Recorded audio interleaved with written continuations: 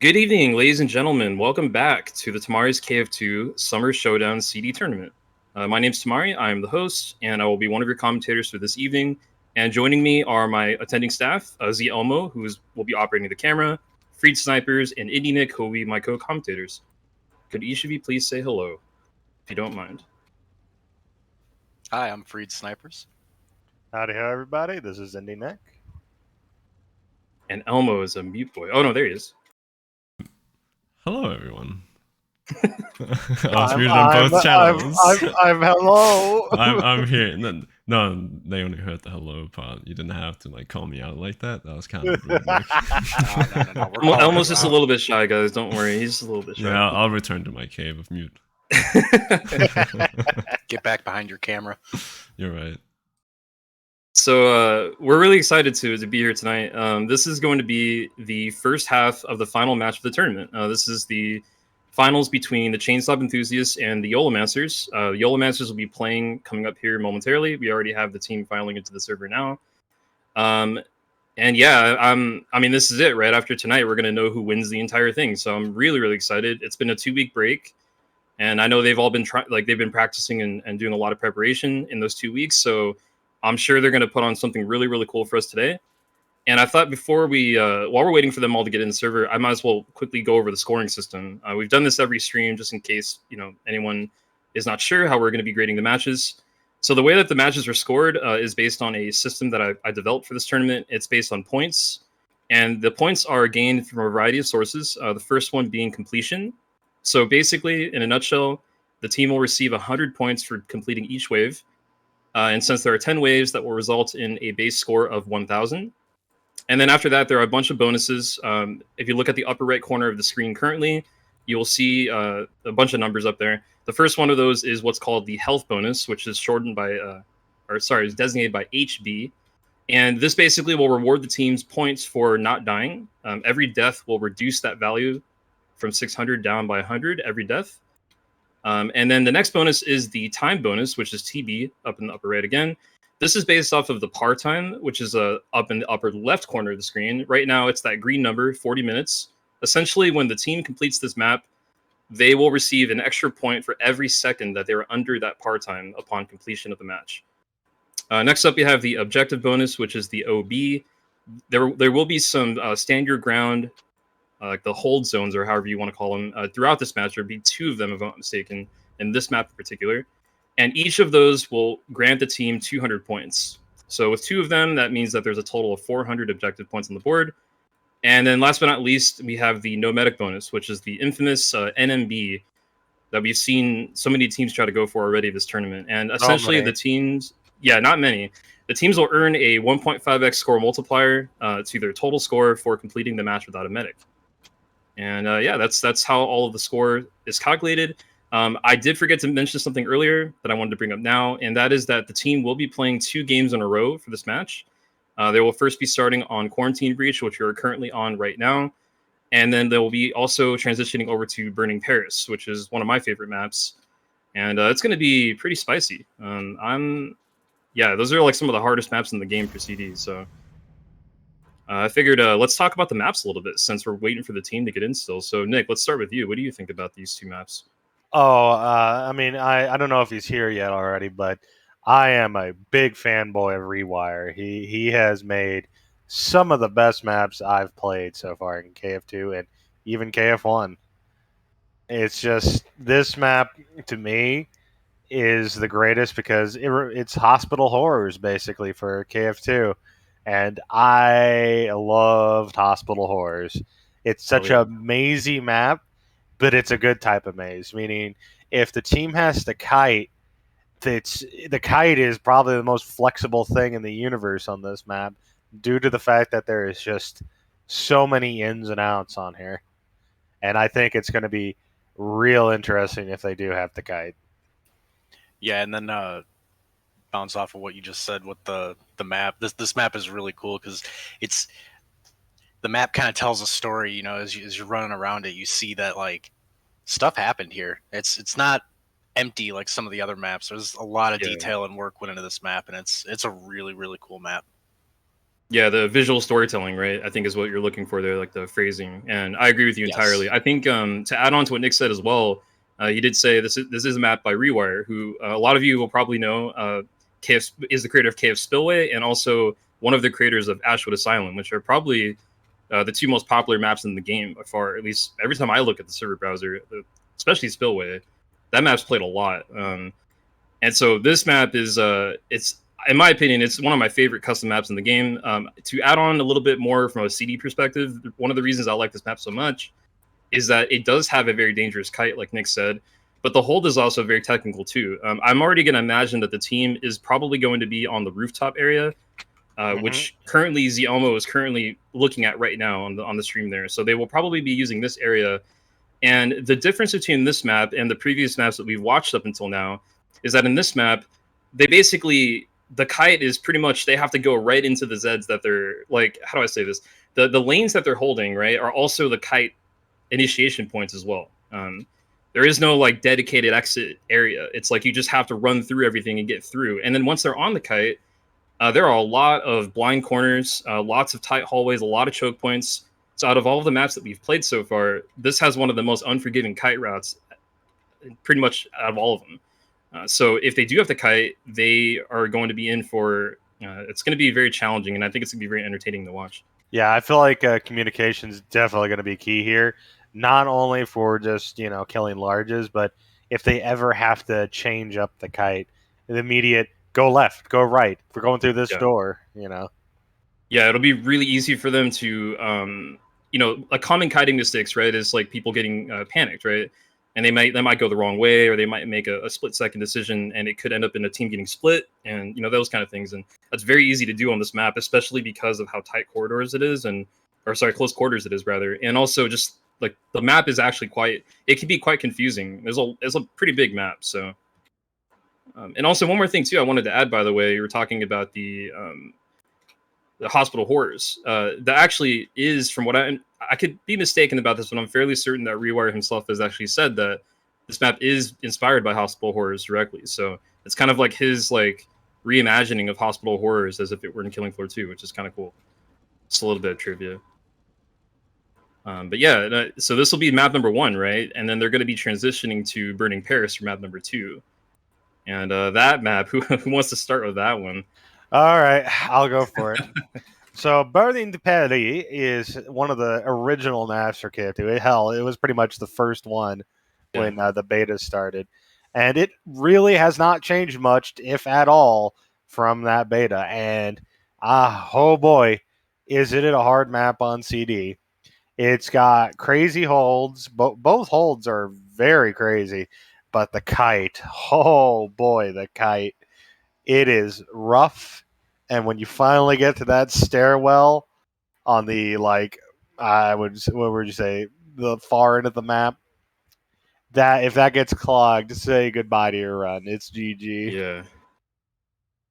Also a really unforgiving map, right? It's like you said, it's pretty much the first map in the game. I mean, all of the early access and beta screenshots that I remember seeing of this game were on Burning Paris. So it's pretty much the OG KF2 map, right? And it's one of my favorite maps in the game. And we have made some edits to that map for the purposes of the tournament. We'll be seeing some of those when we get to the second game later on.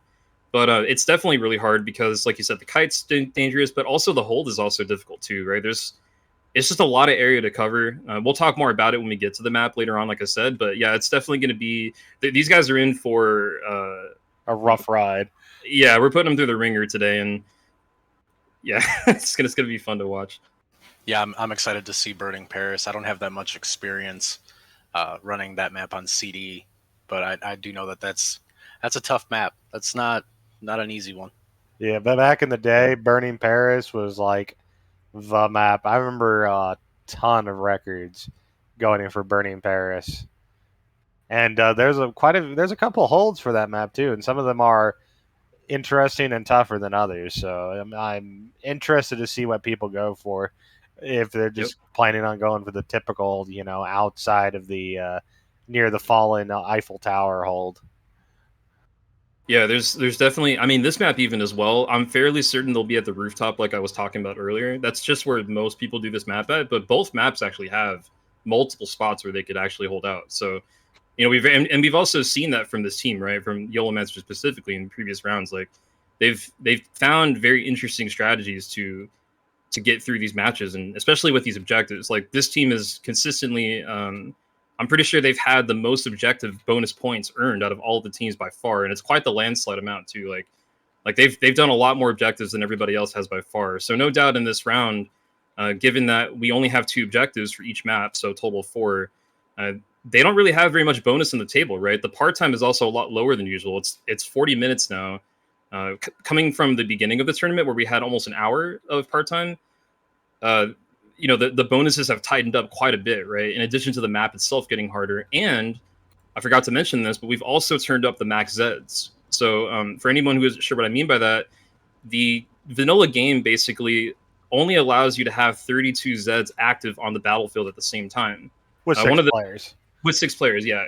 And one of the pillars of CD, controlled difficulty, is that we can set that value to whatever we want. Previously, up until now, I've had the value at 50. However, for this match, I actually turned it up to 60. So we actually almost have double of the maximum, the vanilla maximum Zeds. So again, it's just even higher stakes, right? Like this match is going to be all about who plays better. There really isn't many bonus points to earn. And we very well could have a situation where like a single death, for example, could actually make the difference. So, again, I'm just super excited. I think it's going to be really cool. I think we're almost ready to start here, by the way. The team is now all on the server, and I think they're just having some microphone issues, like Jenny just said. So I think we could probably transition over to a roster rundown if Freed wants to take care of that for us. Yeah, I can do that. So it looks like we're going to be having a pretty meta standard team comp for CD. We got Topwolf on Sharpshooter, with Diamond Dog is also going to be Sharpshooter. We're going to have Code the Void on Gunslinger. Jenny is Medic. TBG as Commando. And Ray on Gunslinger. So with that loadout, we got all the freezes in the world, Z time, and a lot of DPS in Z time too. So that's it's a pretty strong team comp. It seems pretty cut and dry. Yeah, this is the meta team composition for CD, right? Like you said, 2 gunslingers, 2 sharpshooters, a medic, and a commando. And I think I could be wrong about this, and I probably will end up being wrong about this because it's been so unpredictable at times. But I think this is actually the first time this team has actually ran the full meta loadout. I think they've done 1 sharp most of the times, right? Because I know last week, for example, or no, 2 weeks ago in semis, they were doing a firebug. So, I mean, they might switch it last second, but right now, looks like they're going for meta. Yeah, I think this is the first time they've ran 2 sharps, 2 gunslingers. I'm interested to see if ChainSAWB sticks with the firebug because it could be really strong on this map. Yeah, for sure, especially for the objectives, right? That's where firebug really shines. Firebug shines in 2 places: 1 during the kite, and 2 on objectives, because they're able to, they're basically an area denial perk, right? So they're really, really great at keeping things out of the zone and just kind of, building a firewall, for lack of a better term. So yeah, I again, they might switch at the last second. We've had, some of that memery going on, right, where we get bamboozled. It's always on me too. Yeah. So they might decide to bamboozle us and then just pull out the random like nomadic run or something at the last second here. But yeah, we'll have to see though. Right now though, it does look like they're not going to go for the nomadic run. And to be honest with you, if they don't, I wouldn't blame them because the stakes are really super high, right? I really meant what I said, that like, because the bonuses are so low, we really seriously could have a situation where like a single death makes all the difference, right? That health bonus. So, and knowing Jenny too, like Jenny's one of my really close friend of mine. Knowing her, she probably isn't going to want to take that risk, most likely. But we'll have to see, I guess. Yeah, I think this is a time in the tournament where it's really super risky to run no medic. Razor's edge for sure. That being said, though, let's just say, just for the sake of speculation, let's say that, again, we're playing 2 games, right? Let's say that a team did 2 nomadic runs back-to-back, which we actually almost saw last week with Uwu. Like, I keep saying last week, but 2 weeks ago in semis. They almost pulled off a dual nomadic run. If that were to happen, that would be very interesting for the ChainSAWB enthusiasts later on, because then they would be forced to either match or... I mean, it'd be hard. It would really tighten the margins for them, right? I would say I would give anybody a gold medal if somebody was psychotic enough to do a nomadic run on Burning Paris. Yeah, that's definitely not that's a tall order for sure. You know, these maps don't screw around. They're pretty hard. They're Burning Paris especially is like avoided so much, I feel, by most players, and understandably so. But anyway, yeah, it looks like they're ready. So if you guys don't have anything you wanted to add, I think we can go ahead and give them the green light and get this underway. Yeah, I'm good to go. Yep, let's see what their game plan is. Cool. Yeah, I'm ready as well. So give me just 1 second here. I'll let them know we're good to go, and then we'll be going live.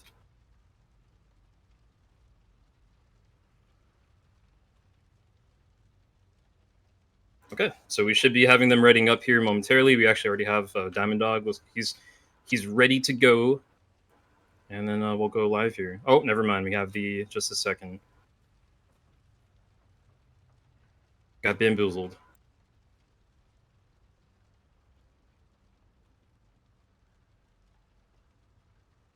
I might as well take a second real quick to say too, by the way, about the perk composition, right? Having 2 sharpshooters is going to be really valuable here because of the way that rooftop is laid out. They're going to be able to have a dedicated sharp on each lane, right? Which is quite big. They're not going to have to flex over because this rooftop is fairly large. Like having to flex back and forth between lanes as a solo sharp, that's pretty tedious. And if you think about it, if there was somebody playing solo sharp and they are flexing, that's just damage they're not dealing while they're doing that, right? So they're going to be able to keep their damage basically locked in at all times and not really have to worry about what the other side is doing. And that being said as well... Oh, go ahead first. Yeah, and not only that, but the medic gets a prime time spot up on the ledge. Indeed. And I was just going to quickly add as well that... Oh, actually, we're all going to be going live in a second here. I'll hold that thought for now. So, yeah, we do have them spawning in. So they're going to be needing to transition to the area I've been talking about. And this actually is one of the most dangerous parts of the run, is just getting there. Be really dependent on them getting those good Z time procs here from TBG. You know, TBG's actually improved a lot too since he's always been a commando player for as long as I've known him, but I've seen a lot of improvement in him since watching him play in this tournament. Looks like they're gonna make it to the hold, no problems here, hopefully. We got some stuff in front here, some rioters kind of getting in the way, but then the Z time procs, so. Yeah, it looks like the hold is pretty much completely clear, so they should be able to get right in and set up shop. Yeah, once again, I'm fairly certain here that Jenny will be, Jenny, their medic player, will be up in the middle area there, up on top of the catwalk. And then they'll just have a gunslinger and a sharpshooter combo on each side with the commando probably where he is right now, on the the right-hand side there, I suppose. This is a very communication-intensive hold because if you look at where Ray is currently at right now, he's actually looking at the cross-section, or like the connector between the 2 lanes. And if, let's say, like one side gets pushed, right, and they got pushed out of position, sometimes the Zeds will actually transition across that connector to the other side, and if they don't tell each other that could actually result in a death, you know? Yeah, for sure. It's a highly communication-intensive hold. And not only that, too, you got to worry about time rages that decide to, just go, I don't want to go through that door. Yep. They can aggro swap, right? And we've seen that so many times in this game with the pathing. And also, speaking of time rages, though, the lane where the commando is now has a very, very long sight line, right? And when those flesh pounds see the players, they are going to start that 15-second rage timer. So, by the way, Diamond Dog is soloing the left side all by himself. Did you guys notice that? Yeah, I did notice that. I'm assuming they're just doing that for wave 1 because that's definitely not... Oh, excuse me. Definitely not a solo hold. Yeah, that's a very spicy... Both lanes are spicy. Probably just doing it for wave 1, like you said, most likely. But yeah, speaking of wave 1, we're about to wrap that up here. Nothing too crazy. They do get a couple Scrakes, and speaking of Scrakes, there is one coming up to Diamond Dog right now. He has 1 freeze remaining, so I'm assuming he's just going to use it. Yep, and he does. So it should just be a dead Scrake right here. Yep. Pretty textbook takedown right there. And yeah, I think that was the last Scrake, so they should be wrapping this wave up, no problem. Yep, there we go. Wave 1 of 20 complete. I'm feeling generous. Let's see what they buy here too. I'm gonna assume that Jenny is probably going to run her normal loadout on these runs that she's been doing of the Corruptor Carbine and the Hemo Goblin. And from what I've noticed, too, they usually feed her money early so she can get her weapons early, so they might be doing that as well. It looks like Diamond Dog is going to be soloing that left side again. Wow, yeah. These guys have practiced a lot. I've been seeing them playing like every day for hours at a time, so it's very possible that they've already worked out like the exact wave that they're going to want him to come over, or another person to come over, rather. Or maybe they just realize that they could just do this the whole game. Never really know. Yeah, having everyone over there might be just pulling enough of the Zeds over to them instead of him. Yeah, exactly. He's definitely got to worry about like triple FP or even quad though. Yeah, the CD edit of this map does remove the spawns that are in the hold zone itself, like in the area on the rooftop there behind everybody. So right now, there is nothing that could really come up from behind Diamond Dog. It's only the stuff in the front, and I think Freed's right that because everybody's on this side here, spawns are more heavily anchored on that side, so it's pretty smart positioning. Basically creating a death wall, right? Because now they have 5 players that are just going to rain lead on any larges that come down from the stretch there.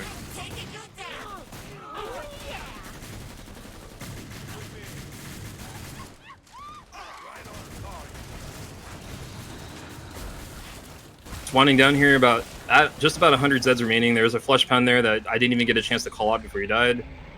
And another one just spawned somewhere. I heard the noises.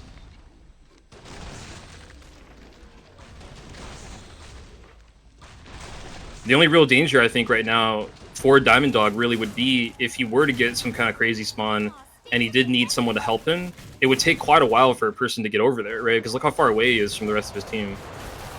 But I'm sure they have some kind of strategy already devised for that, most likely. I mean, it does look like they got that that walkway. They can quite literally just run straight from that door in front to help him out if needed. Might be a little dangerous, but I think help's not that far away. Yeah, it's just a little bit of a walk, but yeah, they probably could just use the connector, most likely. That flush pound just got decimated. Didn't even get to talk about him again. I think that was the last FP as well, so this will be a wave 2 wrap up right here momentarily.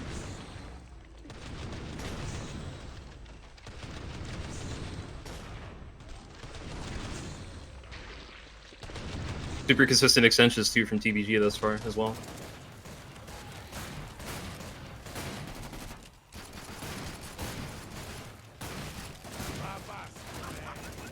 Oh, nice. That was really cool right there. Ray just like plinked that husk from all the way across the across the other lane.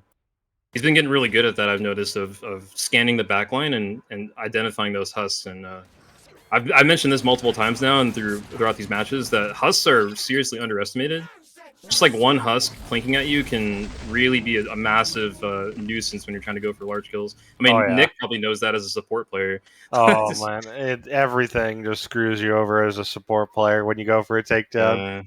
My favorite is still, bar none, and I'm even paranoid about this, is, you know, you see a lone Scrake and you're like, oh, there's a juicy target. You whip out the DVS, you get real close to him, and suddenly, oh no, it was actually 5 stalkers. Like there's one crawler and the Scrake steps on him and it just like goes flying. He just surfs on your head. Or you get ready to do the takedown and you get hit by a husk and it launches you 14 feet to your left into a bloat that pukes on you, and you turn and a Scrake hits you because you already shot the double barrel. Yeah, I think something happened like that to a certain person on our team once. Oh yeah, I think it was K-Man maybe. Yeah, K-Man. He's very well versed in the art of the husk vacuum technique. It's becoming an age-old meme now, actually. like a classic meme at this point. I feel like we have to bring it up every stream. It's just too good. Yeah, it's too good. We have brought up every stream, actually. Love you, K-Man. Don't worry. We're just gonna rub it in a little bit longer. Don't worry. Yeah, and by that I kind of mean probably never. I'm always gonna find that really funny.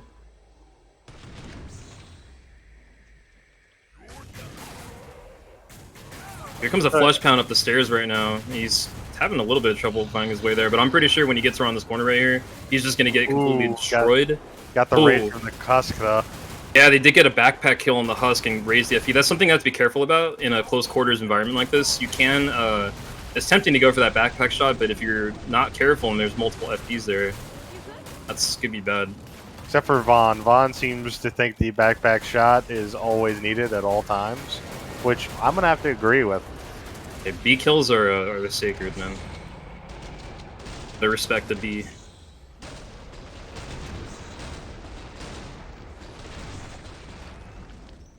Jenny does have the Hemogoblin now too, by the way. Go ahead. So far, this seems to be a real easy coast in Wave 3.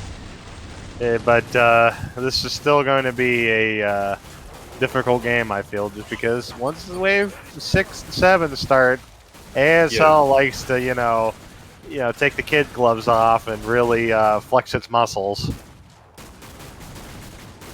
Yeah, this is probably one of the easier. I don't even really like saying easy because it's not easy by any stretch of the imagination, but it's compared to some of the other cycles that we have in CD. This is definitely one of the easier ones for sure. But even then, it can still really throw hands, right? I mean, we've seen it. We've seen those FP avalanches, for example, in other rounds already. So by the time we reach like wave 8 or so, like you said, it's gonna get really spicy. Plus, we're at 60 mm too. So nice thing is though, with the higher max monster is though, it gives them a much higher chance to complete waves faster, just because, well, more Zeds are spawning. yeah, the par time was reduced by 5 minutes, right? It was 45 minutes last week, but it's not 40. But yeah, like you said, that also nice takedown right there from Diamond Dog on the FP. Oh yeah. The faster Zed spawns, like you said, because of the higher MM, is going to actually help them a little bit. Man. What's really going to happen here is if they have to kite, that's when you're going to start wasting a lot of time, right? So if they don't have to kite, then they're going to get a really good time bonus this game. The thing I got to say is we really got to invest in some GPS like apps for our Scrakes here, because a lot of them seem to be getting lost near the end of the wave. Might be an upgrade for their chainsaw. Have a little map on it. And it's not even like a GPS, it's an actual map. You just got it sprawled out. I'll just give them a set of like tactical goggles, and they just have like a target finder system built into them. Basically, give them wall hacks. They just know where everybody is. I mean, they kind of already have wall hacks, I guess, from like the AI perspective. But well, I gotta say is I understand why sirens are always near them, because they're definitely the people going, we should just stop and ask for directions. Ooh, there's a flesh pound coming in on that side room there, but everybody just cycled over there and just demolished him. So really good. Like they're using their ears, right? They heard that spawn and they just immediately went over there and just decimated him. Nothing's more horrifying to a flesh pound watching 6 players turn their heads and look at you. Yeah, it's insane. But yeah, Diamond Dog though, man, he's got 2 KPs right now, but he's been holding it down. He's got 1 actually, and 0. He's been doing an excellent job so far of anchoring that left side. I'm very interested to see how Jenny is going to heal Diamond Dog if he ever gets pushed or is injured.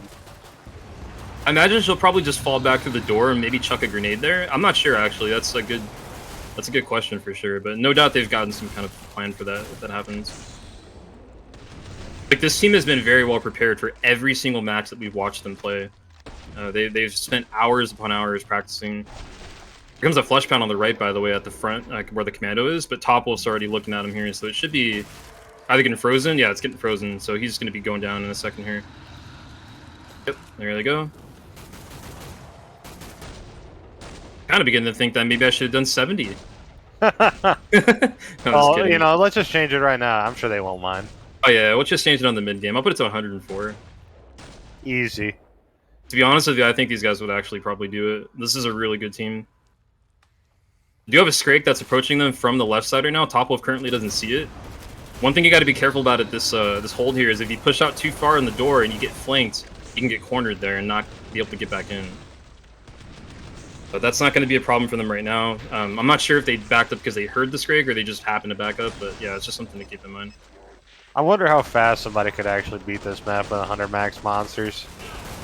Oh geez, I mean we've done it in the past on like I think like D-Dust 1 or something and beat the map in like 23 minutes. It's kind of insane how much faster it is. Yeah, I always feel like it kind of is like a what's the term I'm looking for? It's like on a graph where it perfectly goes straight up in the middle and then dips down.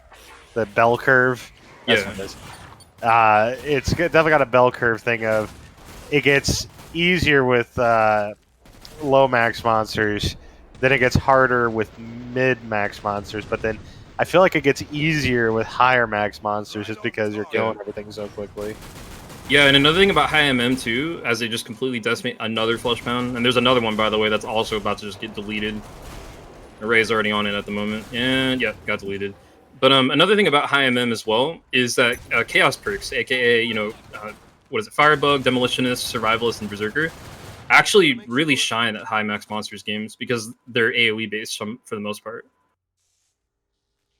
So it just ends up becoming, depending on your perk composition, it ends up becoming overall easier. And last set here, and there we go. That is the end of wave 4. So far so good, man. They're making really good time. It's only been 10 minutes. And yeah, at this rate, I mean, what have they got? 2781 at the moment and counting down from the time bonus. They're probably looking to secure at minimum 2,000 points right now for this first game, like, by the end of the game. But I'm sure they're going to get more because if they go for the 2 objectives, which I'm sure they're probably going to do, they'll get another 400, right? So we could see a 2,500 coming out here, which is that's very good for the first game.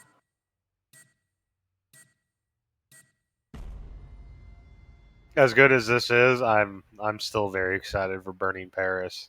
Yeah, and what they do there. That map is very chaotic compared to this one. Like, this is a lot more controllable because you have 2 distinct like sides, But Burning Paris is very open. There's so many entry points. A lot could go wrong there for sure. Also, we didn't even talk about the boss, by the way. The boss for this match, for this first game, is going to be a double abomination, which sounds kind of easy, but it still could be dangerous, right? Because he's going to spawn a lot of those abomination spawns. And you can't really shake a stick at the double suck. Exactly. If you get into that. For sure. Yeah, and that's one of the things that's really actually scary about the abomination is the longer he's alive, the more and more of those spawns that pop up. And man, you wind up sifting through a lot of those spawns pretty quick. He can waste a lot of time, right? That's one of the problems. Like, sometimes he'll get stuck behind his own spawns, and he just kind of, like, puts out a barrage of them, and you can't get to him. And, again, with the bonuses being as low as they are, we could actually potentially have that waste some time, and that could end up being a difference maker. By the way, there's a triple IP approaching the commando side. Oh, never mind, double. First one just got annihilated. I think you mean a Never mind, single. Yeah. They did mess up that freeze right there, though, unfortunately. They raised the flesh pound too early. But, yeah, I mean, it's basically, there you go. One more left. FPs. Oh, yep. Oh, Huss Rocket coming in? Oh, it bounced off the clot, though. That's pretty lucky. Gotta get those Huss out of there. And that one's gonna... Ooh. It's a strike, baby. Spicy meatballs being served out right there to, like, the entire team. Oh, man. Oh, wow. Ryan... Okay, so I said Ryan. I meant Diamond Dog.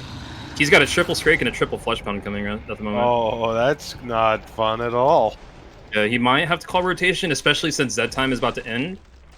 It'll be over by the time that spawn arrives, right?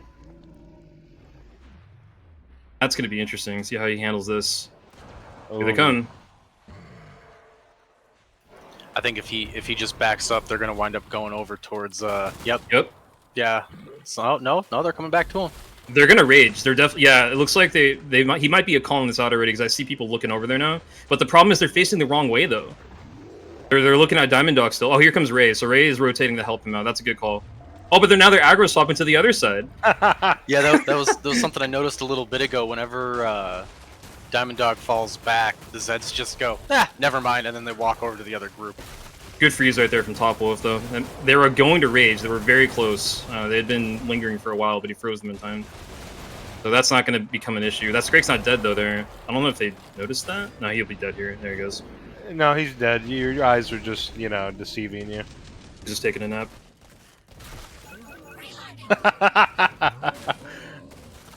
He felt so ignored. They didn't like the way that they didn't like the way he smelled. They didn't like that. Smelled like trouble. The chicken obviously was a bit rotten. Yeah. It's a little bit overdone, right? We already had our share of fried chicken this tournament.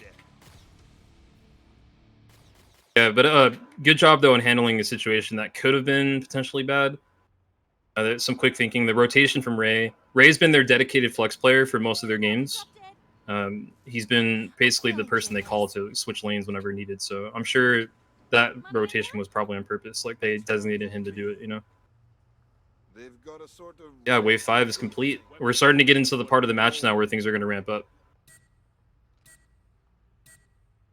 This is all us, people. Keep this going.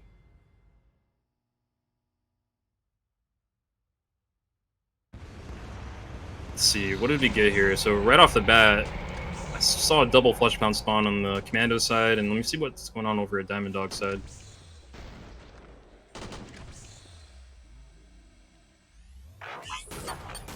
Okay, Diamond Dog's got a couple QPs, but he'll probably get those down, no problem. There's a lot of larges in the field at the moment, but they're sort of trickling in, so they're not all coming in at the same time, so they're probably just going to get decimated. Just like that. Yeah, that flesh pound just... He didn't even get a chance to rage, man. He just turned red and died. Jeez. The center fire, dude, is just insane. It's just, you know, the blood pressure gets to him. The gun is absolutely ridiculous. I mean, I think I said this before, but I still love the, just the hilariousness of how powerful the SPX is in this game, but how much of a garbage rifle it is in real life.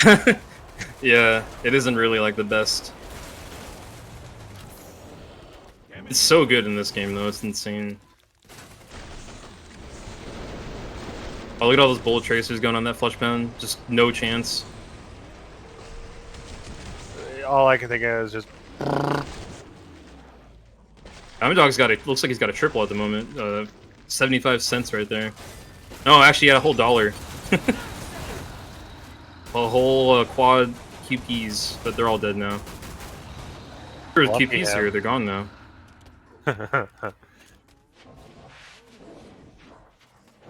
There's a lot coming, but like I said, they're just kind of trickling in, so they're not really... If they were all showing up at once, it would be a lot more dangerous, but they're doing a good job of keeping these down before they start to stack up. And Dead Zeds can't kill anybody, right? So... Well, right now, there's actually a flesh pound that is coming over from the other side right now, and it's seen Topwolf already, so he might end up raging here. So it's getting real close, yeah. Yep, there he goes. He is time raging. Okay, we have 2 rage. This is the first time they've actually been pushed out of the door there. Ooh, oh, wow. Double crit. Did he get double critted? Yeah. Holy crap. The first FPK main crit. Dude, that was so fast. Yeah. That's what you gotta watch out for. That was, wow.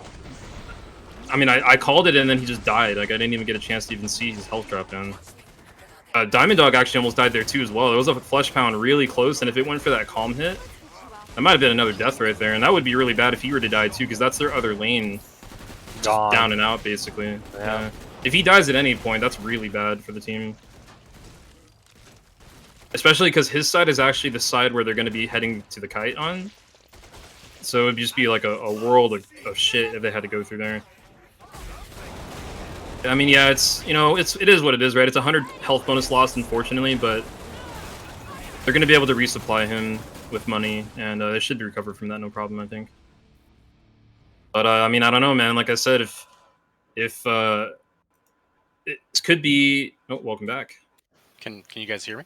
Yeah, I hear you. Oh, I've been trying to talk this entire time. Oh, yeah, I didn't hear you talking. Yeah, we just ignored you. I'm sorry. All I was gonna say was that that death, though, man, like I said, it could make a difference later. That's the only thing. If ChainSAWB Enthusiasts play similarly to this, but they don't die, that could actually be the difference in the match, you know? It's really important to get as many points as you possibly can. So, shout out to Jenny with the medic bind. The great medic bind. She always managed just to press it at least once.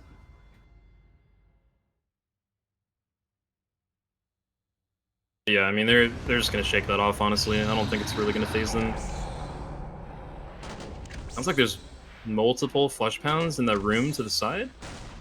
I get the feeling that when Topwolf died, he just said, "I'm just bad."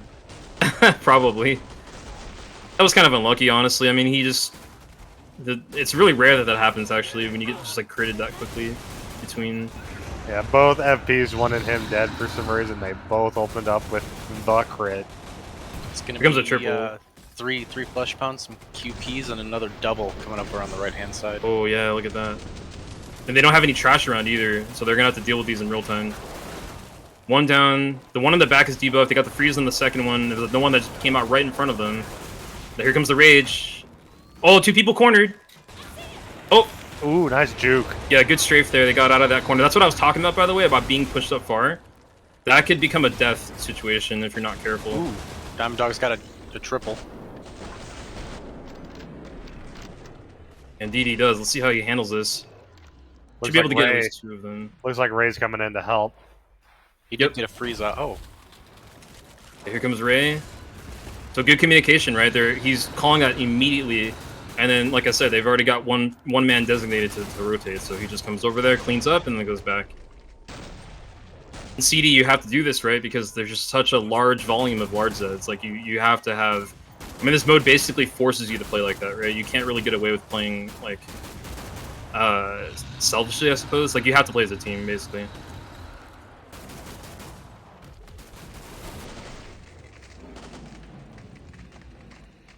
Just under 100 Zeds remaining now, wave 7. I think, if I'm not mistaken, the 2 objectives, by the way, they're on wave 9 and 10 for this game, so we should be seeing them coming up here soon, and we'll find out if they're going to do them or not.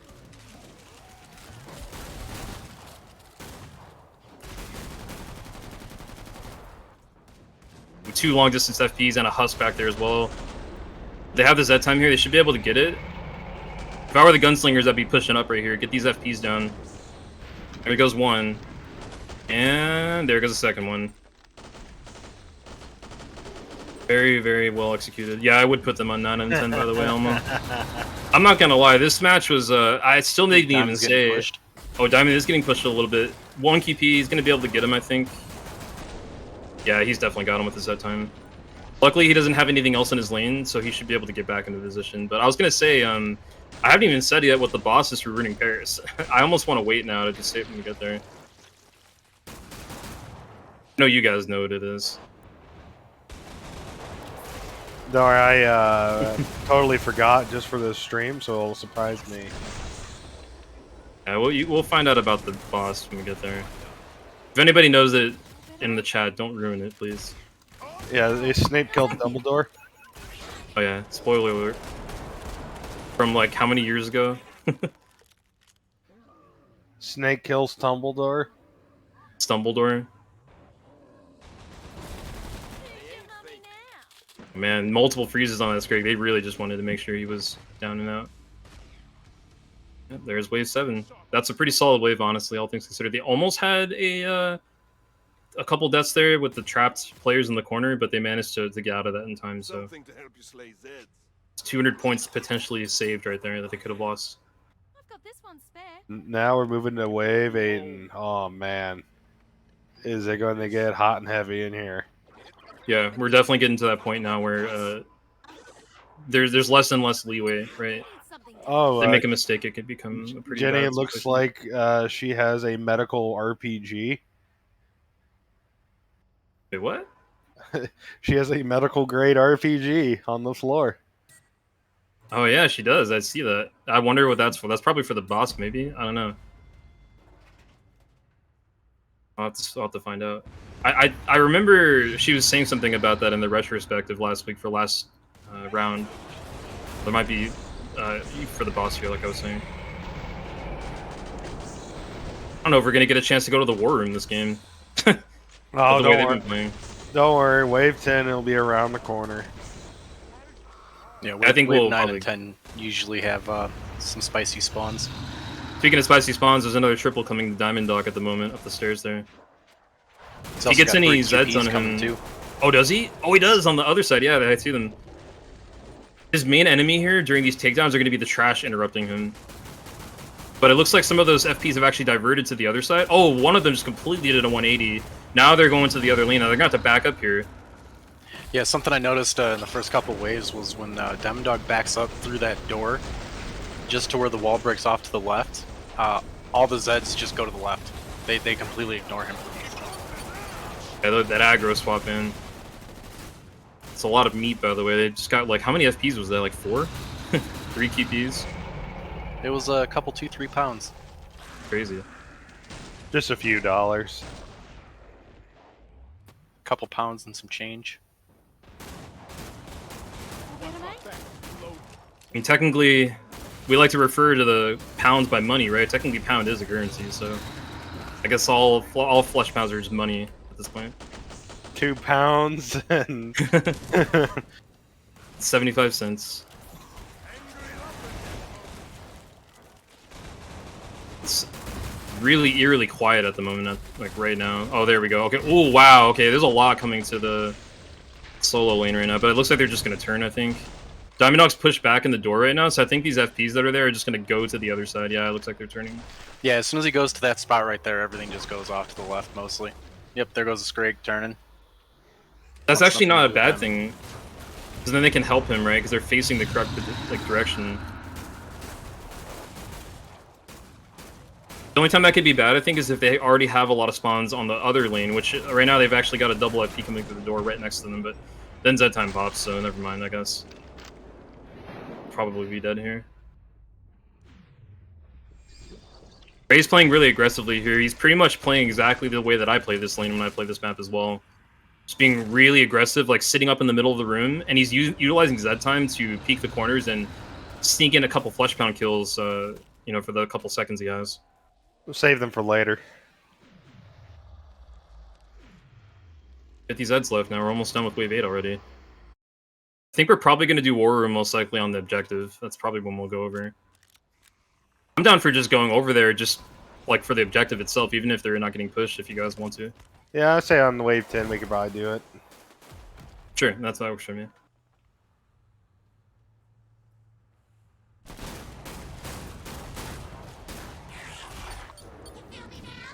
And looks like our last couple Zeds. Large is rolling in here. There's 2 more FPs coming on the main lane, I suppose, if you will, but I don't really see them getting very far. They're just going to get frozen yet.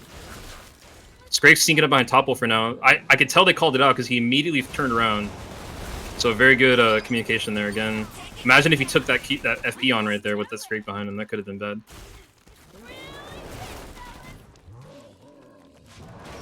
That's a lot of FPs, dude. That was like 4 in a row. And they're all dead. Deleted, yeah. Poor Scrake, he's getting bullied.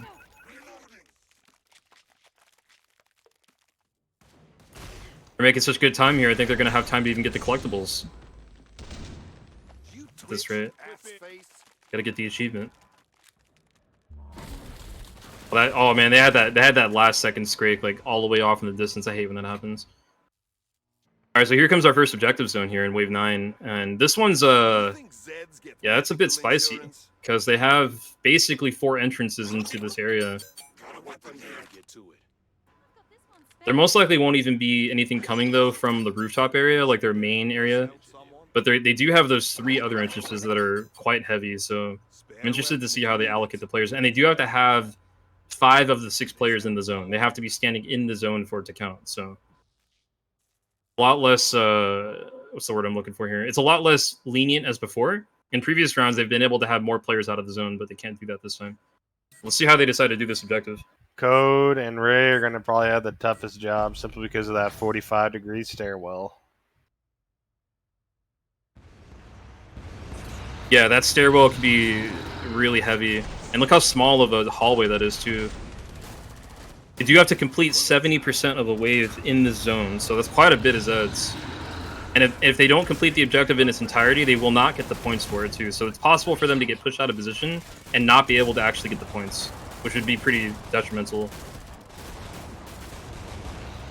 Oh, man, look at all that stuff coming through that stairwell there.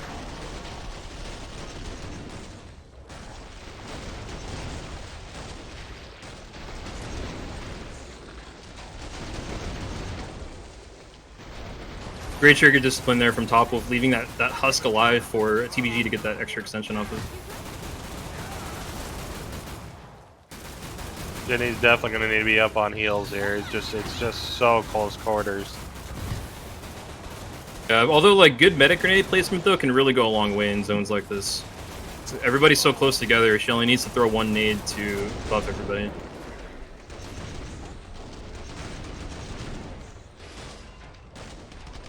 And TBG's really looking deep for these extensions here. Really great rotation right there. He did a 180 and caught the Zeds coming in on the back lane there. That's probably from Diamond Dog letting him know about those Zeds back there. So that's, again, really good communication. As a result of that, he ended up getting the full 6 stack, which let them kill the 2 FPs.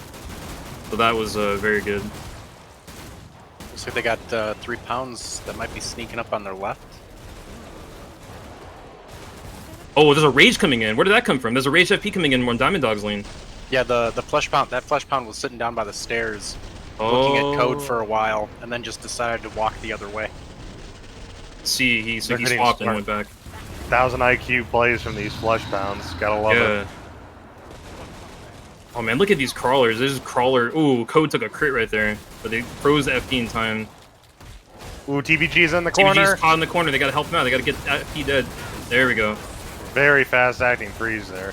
80% of the objective. Remember, they could still get pushed out of position and not be able to complete this. But they got a lot super of tight here. We're almost there, 95%. They've almost got this. When they complete this, they can leave if they want to. They're down to 2 freezes. 1 freeze is left. And there we go. They did get the objective done, so that is 200 points to the objective bonus. And now, like I said, they could leave, which it looks like they're going to do. I would do the same thing. Definitely don't blame them for that. Get to a safer position and just rock out the rest of this wave, right? Yep, and not only that, they saved their health bonus as well with that. Yes, indeed. So now it's kind of just like a regular wave again, except they get the extra 200. But I always got to give credit to Wave 10 once they get there. Wave 10 is the fresh maker here. It's going to be either really easy like they have been coasting through this game, or B, it's finally going to give them something that they can't chew on. Yeah, and plus the Wave 10 objective is a lot less forgiving than this one was. This one, they actually would have had a way out if they needed one, but the next one they're about to do is not going to have such a opportunity available. So, oh, he actually did a hot swap. I didn't see that actually. What did he swap to?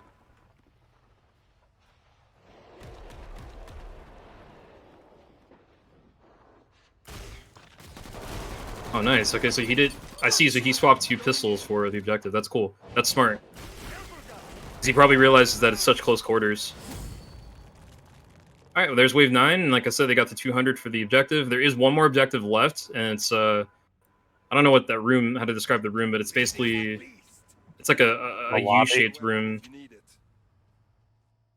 Wow. Yeah, it's like a, what is that? It's like, I don't know. It's just a hallway, I guess. Like I don't really know what this is. Yeah, but it's near the lobby, so I guess it's some room. Who knows? I don't even know either. The foyer of the lobby. They're surely gonna go for this, right? Doesn't look like it. Are they not gonna go for it? That's surprising. If they don't go for that, I'll actually be very surprised. I'm not gonna lie. Wow, they're not gonna do it. Okay, so this is interesting, right? Because this means that if ChainSAWB Enthusiasts decide to do that objective and they found some way to make it go, then they're gonna get an extra 200 points, right? That's we'll have to keep that in mind for later. And with that, Wave 10 has started, and it's gonna get scary. Because if anything, this is where we'll probably have to go to our war room here. 1 FP so far. Ooh, we got a double FP on the right. Yeah, heading right toward Topwolf. I'm sure he'll just chuck a freeze as soon as he sees this. Or no, never mind. They got Z time. They're just gonna take him apart. Yeah. Second one will be going down momentarily. There he goes. Nothing to see here. Diamond Dog just getting kicked in the face by naked women while he kills a quarter pound. He was enjoying it. Sounds like an average weekend. Yep. It's a dream everybody wishes for. Okay, not much trash here to extend off of, it looks like. Or, I mean, there is a little bit, but he's really going to have to stretch for it. Unfortunately, dropped his Z-time chain. There are some FPs raging at the moment, as well as a husk in the background just kind of plinking at them, so they're going to get pushed back into the hold now. You gotta get these down so they can recover their ground.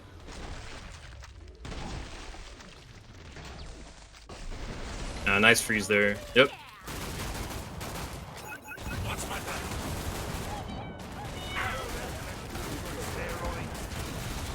This 5-1 split here is really working in their favor.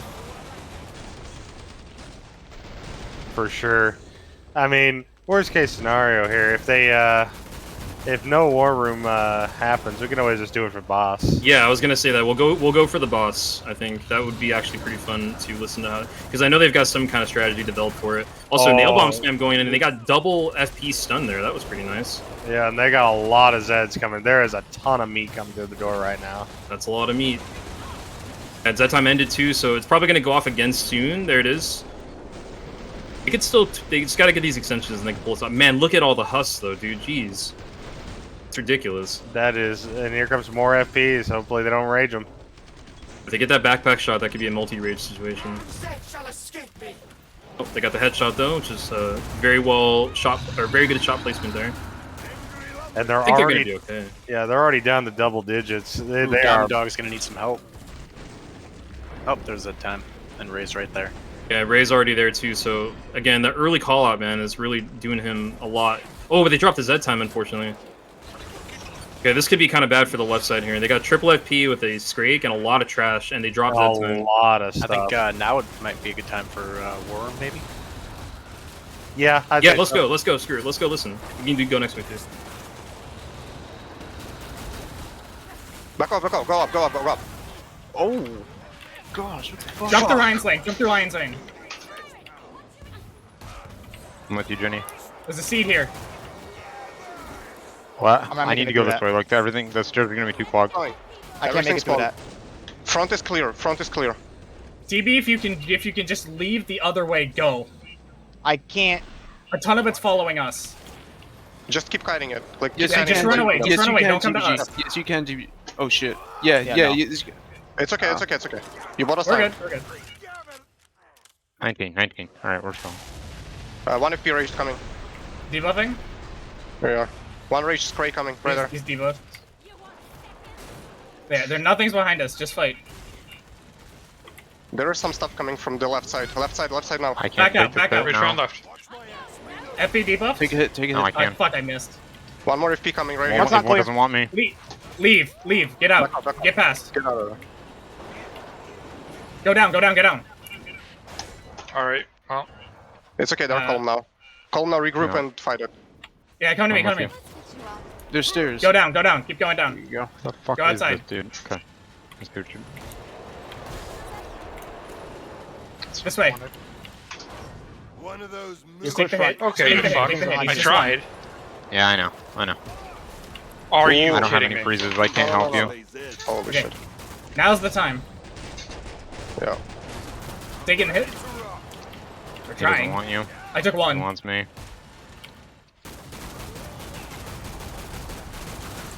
You Hit one die down. ever, motherfucker? Nice. Okay. There Good we job. go. Here. He wants me. I got him. That was first. Oh There's my this crate God. over here. Oh, they managed to pull it out. That Yeah. got a little bit hairy. I just want to point out how good of a job Jenny did with her seeds from the Corrupted Carbine during that kite. Also, yeah. bashing too. They did a really good job of bashing. That bash on that FP that Wolf did pretty much saved Void from getting killed, I feel. I feel like I could be wrong about this, but didn't that exact situation happen, but in reverse in Santa's workshop? I seem to remember Topwolf was almost going to get hit by an FP, and somebody saved him with a bash. And now he returned the favor. But either way, they lost some people, but they're still sort of positive. I mean, thanks to the objective bonus, they're basically 500 on the health bonus. Yeah, definitely. The objective basically nullified. It's 200 points, right? So that basically nullified 2 of their deaths. But still, that is a little bit extra points lost, though, unfortunately. So that is going to, again, it could make the difference, right? So we'll have to see what goes on, this next map, and then what ChainSAWB Enthusiasts do. Also, looks like they're going to do like a spawn manipulation here. It definitely looks like it. Do we want to take it to a war room for the boss as well, by the way? It's up to you guys. Yeah, I think we should. Yeah, I think that's a good idea. Okay, yeah, let's do it. Let's just I think it kind of like fucked us that we lost it on the left lane. Yeah. Alright, here we go. Just one is hit this time. Just one. Take him down. Ah, He's knocked down. Go in. There you go. doesn't have any. He's gonna get double knocked down here because of the armor break. Back up. He's sliding all over the place. He's... Grenade. Maybe I can freeze him. Working on it. I just chucked a bunch of nail bombs. Go for the weak one first. Kill one before killing the other. Ah! One of those frozen. You got sucked. Back up. Roding.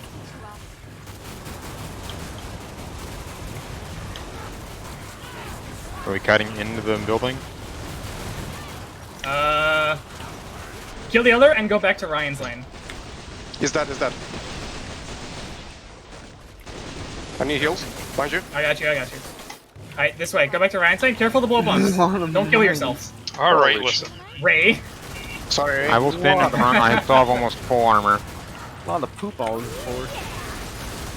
He's knocked down. Get him. Oh, okay, that was interesting. Oh, he's a fast boy. He's done. That's it. It's fast GG. as fuck, boy. What the fuck, boy? Did everybody have to reload at once? Yeah. I fucked up my reload cancel too. I'm sitting here waiting. I'm like, alright, there we go. 30 seconds left. All right, and that's the end of the first game. The final score for this first game was a 17-54. All things considered, that's a great score. Can't really complain. They did have some deaths, unfortunately, but they really just destroyed that boss. It looked like their manipulation involved getting them to spawn separately. 8, 7, 6. Which really helped them out. They were able to just absolutely lay into the first A-bomb. It looks like I'm going to have to restart the game for them here just to get the other map going. So just give me a moment here. You guys can carry on real quick. Be right back, actually.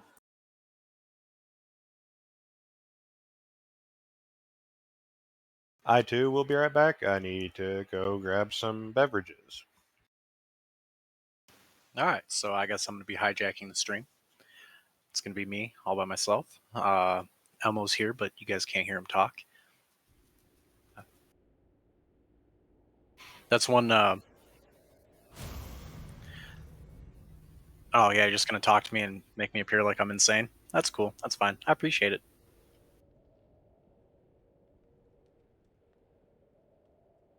So, yeah, what happened to TBG there at the end is one of the really tough things about getting out of that hold is if it falls apart and you have to kite out. If you miss the timing, you get stuck in there and it's really hard to get out.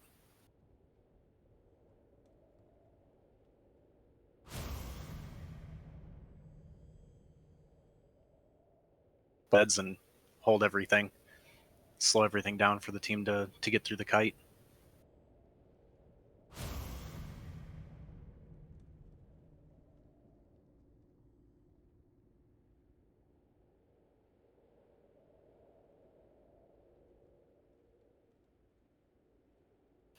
Yeah, Tamari was saying he was gonna restart the game or server or something.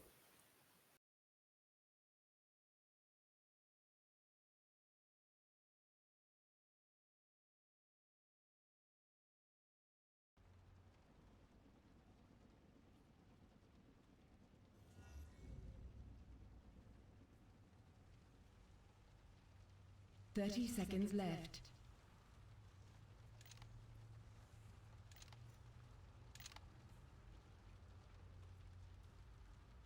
20 seconds.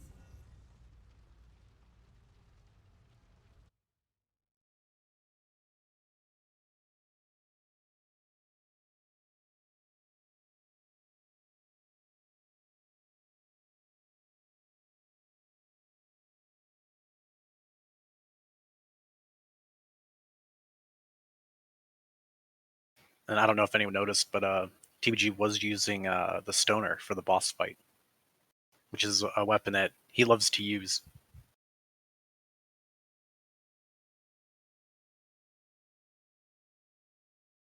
All right, I am back, and I've gone ahead and fixed the server issue for them. So right now, Welcome back, Tamari. Hey, thanks. Just a little bit of an update. The team does actually get up to 10 minutes of an intermission period just between games, so they can kind of just take a breather.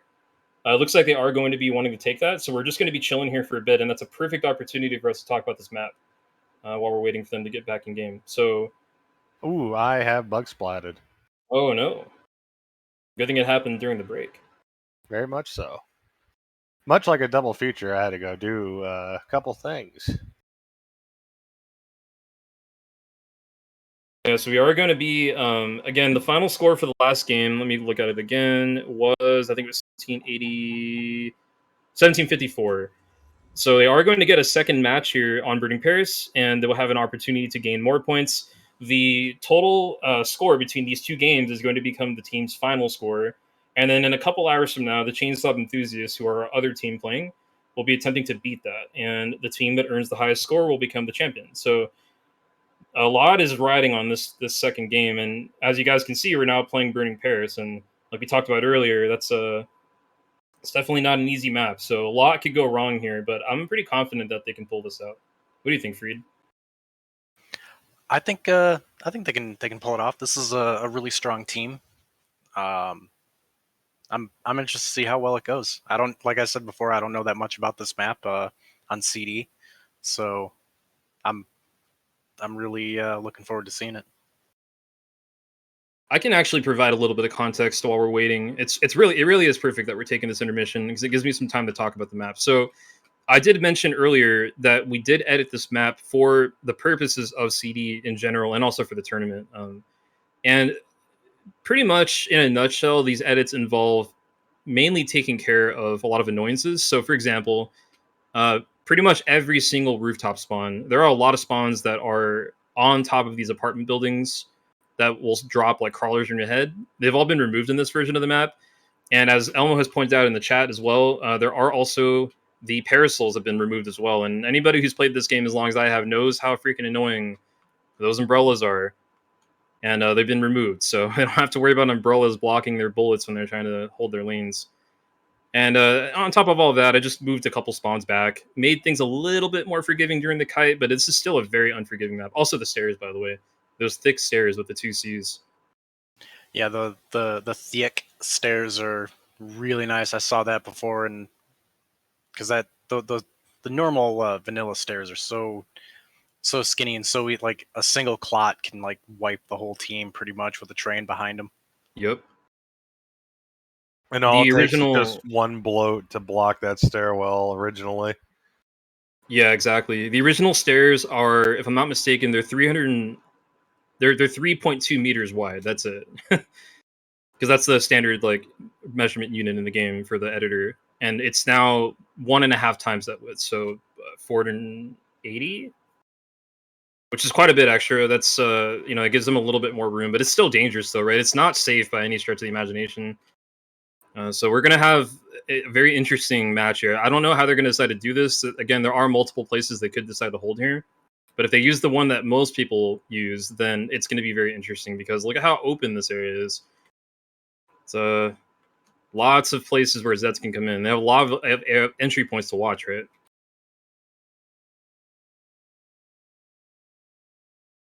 I'm interested to see what hold spot they decide to do too. Is just either it's going to be outside or inside.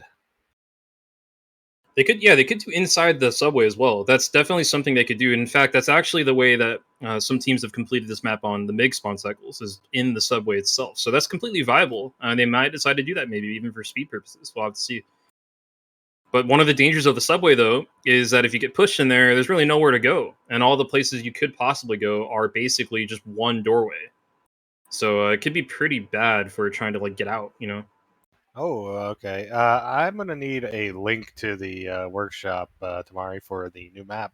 I guess I didn't have it. Yeah, I'll get to that for you right now. Give me 1 second, sir.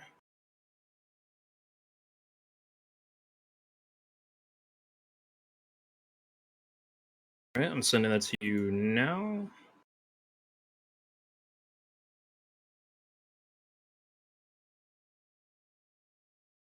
There you go.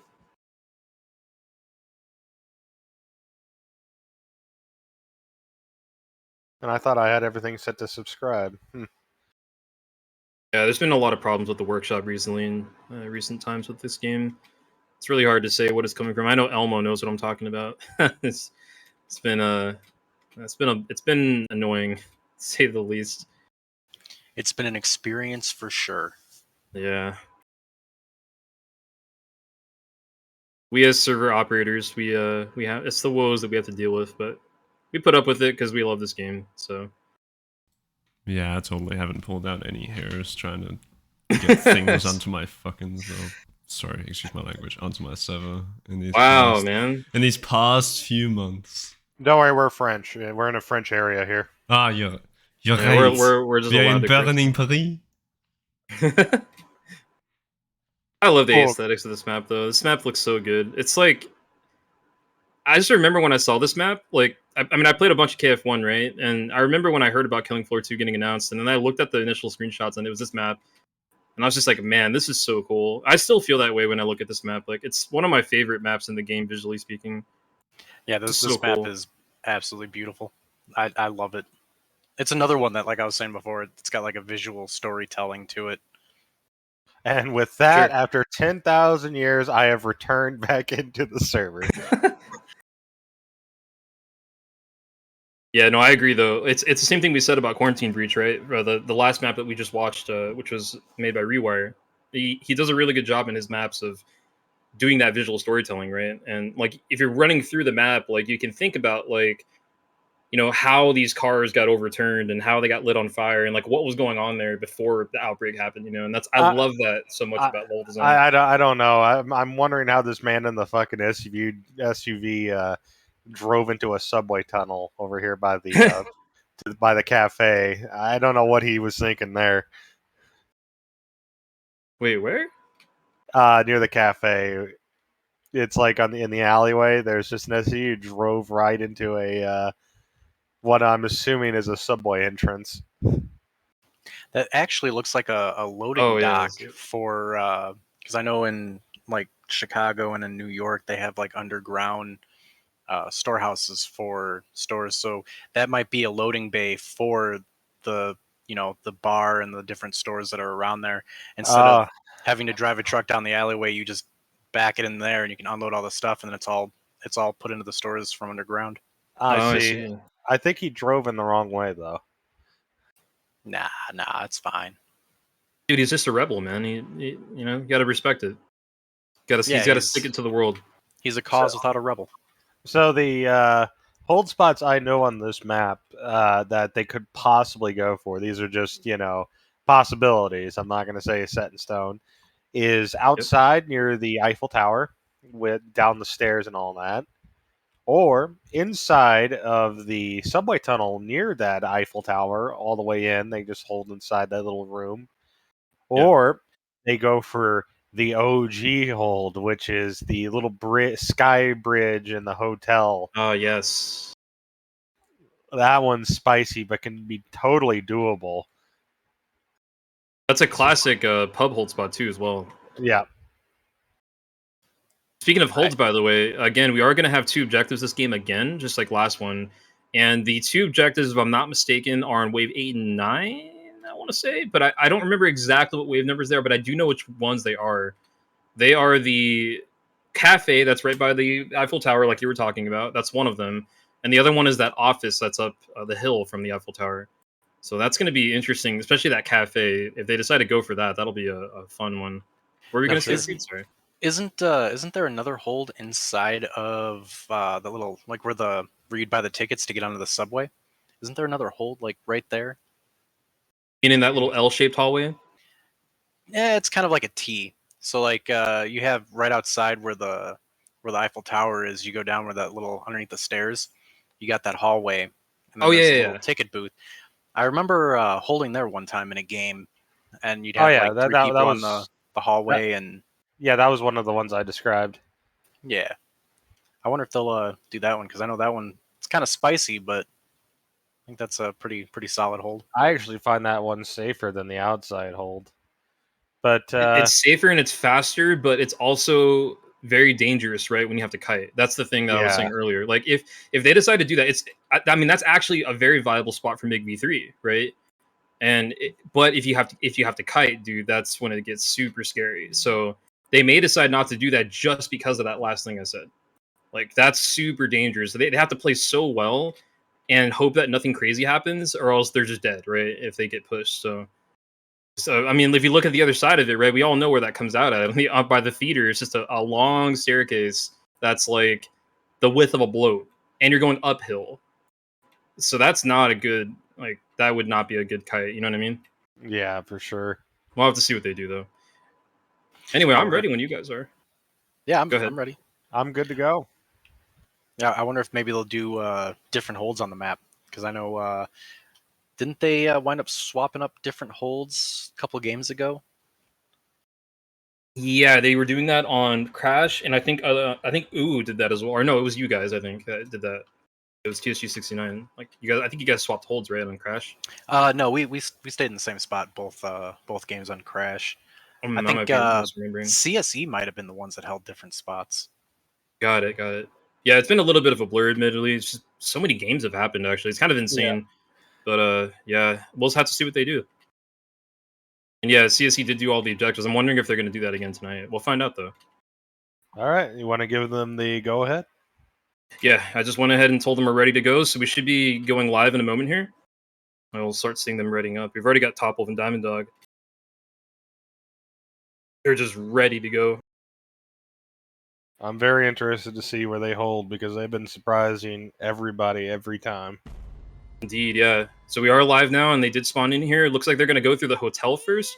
As always, the beginning of the game is one of the most dangerous parts when you're trying to get to the hold. So you could still have some issues here.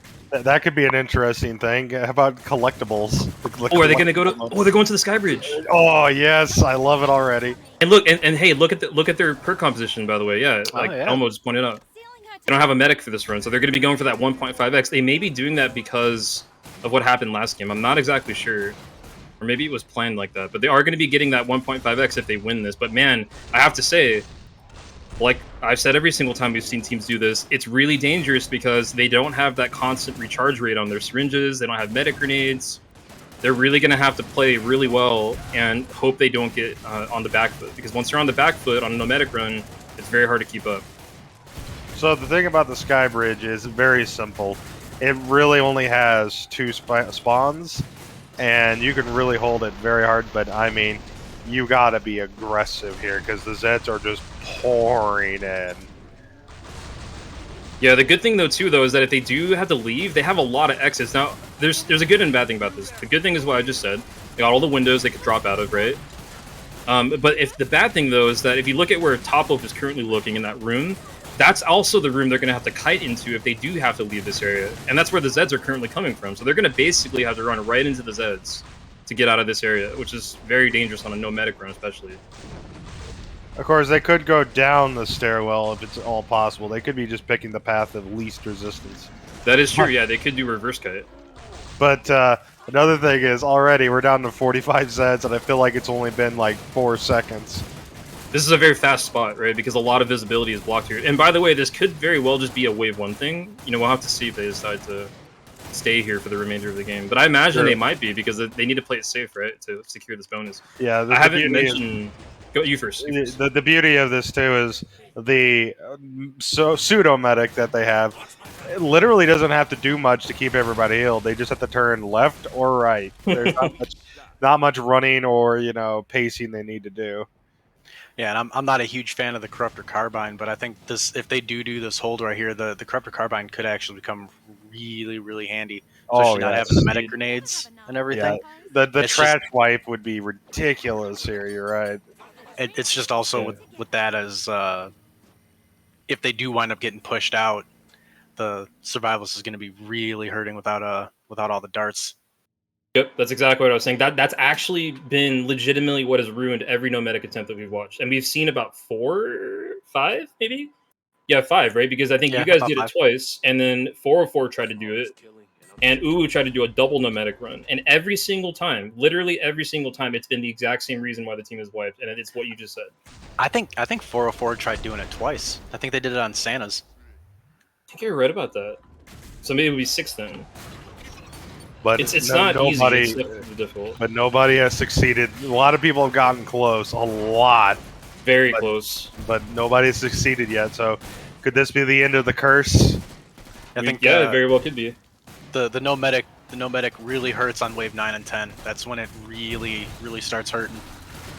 The thing about the bonus system, right, and it's what I was going to say a moment ago. Number one, we haven't mentioned this yet. I know a lot of the viewers here who are repeat viewers from previous streams probably know this already.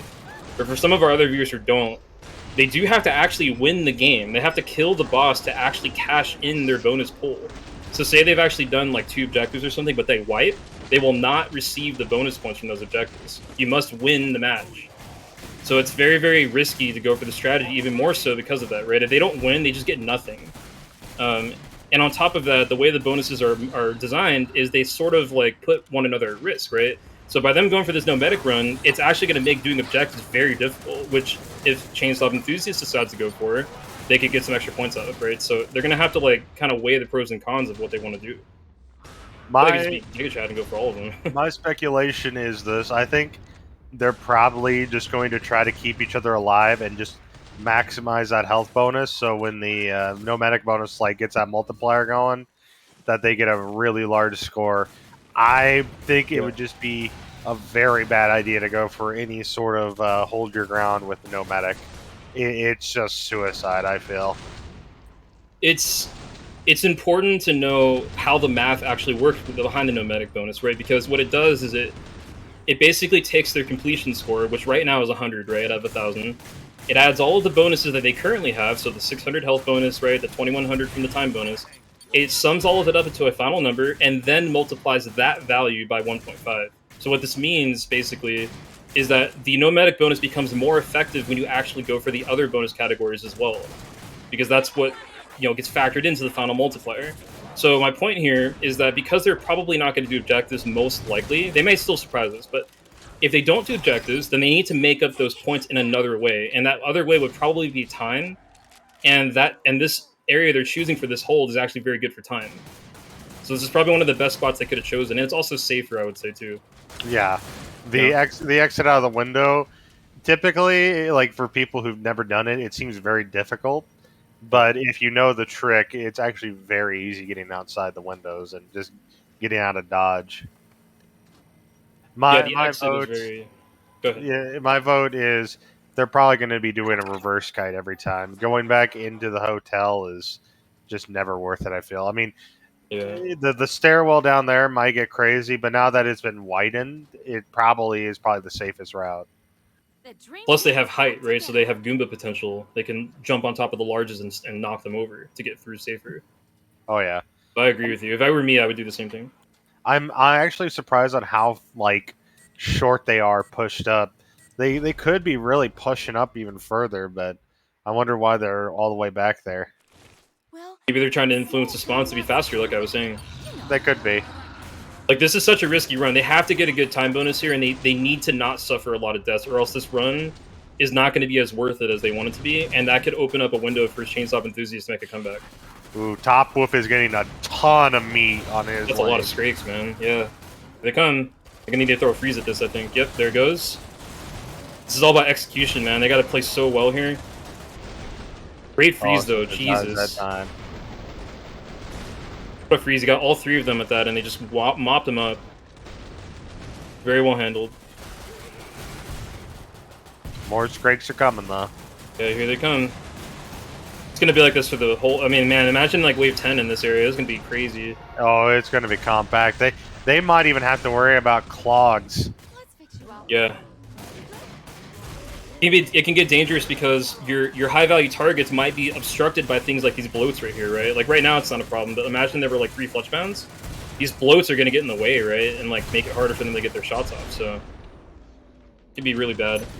Or the one thing I'm thinking, the most unfortunate case is the bloats block the door and suddenly there's an FP that just, collapses into existence in front of them.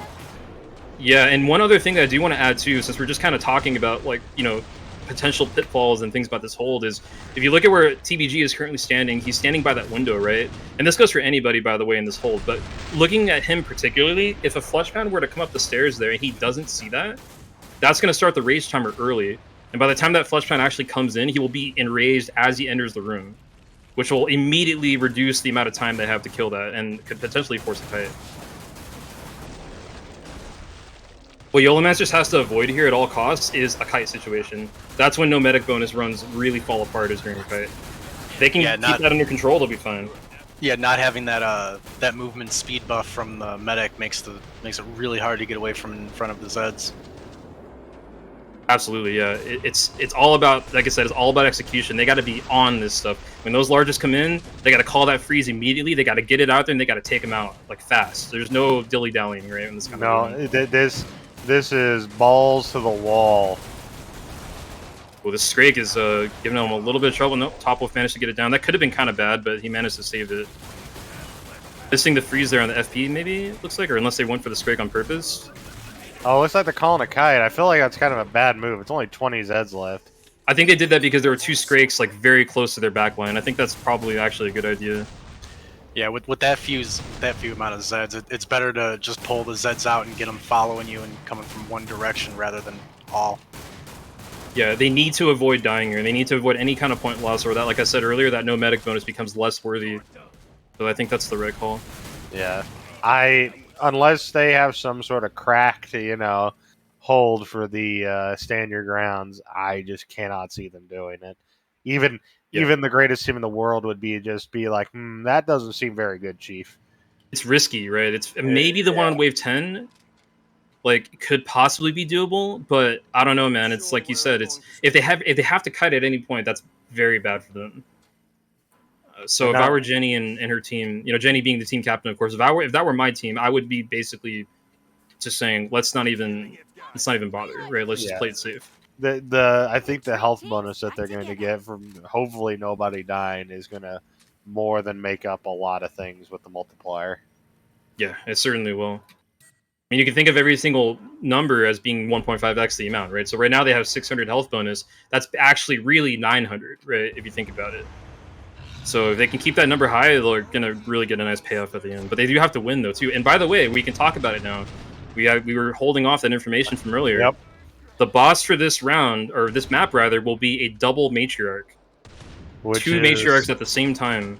Which could be very deadly if they don't know how to deal with it. They have to play so well to get that down. Because, again, I'm repeat it one more time, if they die on the boss, they will not receive any bonus points whatsoever, including the no medic bonus. I mean, one matriarch without a medic is scary a thought, but two, oh man.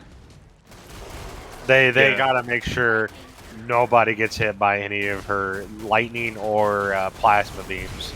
I don't think Jenny could possibly out-heal that. Oh, there's no way. There's no way in hell. The Tesla beam from the matriarch is, it doesn't get its damage ramped up for every target, but it does more damage for every target, right? Because you're basically having the entire team taking like a massive crit at the same time. And if you have two beams on you at once like that, that could just be the end, dude. So it's going to be very interesting. If they both hit you at the same time, that could wipe everyone. Man, that's like at least $3 up on top there up front. Got the Z-Time proc, though. TBG is pulling out these extensions. He's been doing a great job on both games so far of getting these consistent extensions. The only time he's been dropping is like when there's just no targets for him.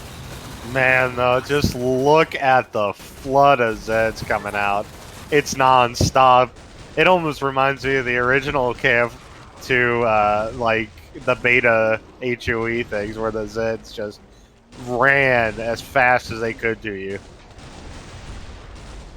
Oh yeah, the original Hell on Earth in this game was ridiculous for sure. Way harder than it is now, in my opinion. It was terrifying watching bloats waddle towards you at high speeds. That and the Flesh Pounds had the King Flesh Pound spin attack. Yeah, the old running animation. You guys remember that? I kind of miss that sometimes. I mean, TP's use that animation now, but when we were doing that, the testing for bringing that back, the Skrakes running at you is actually legitimately terrifying.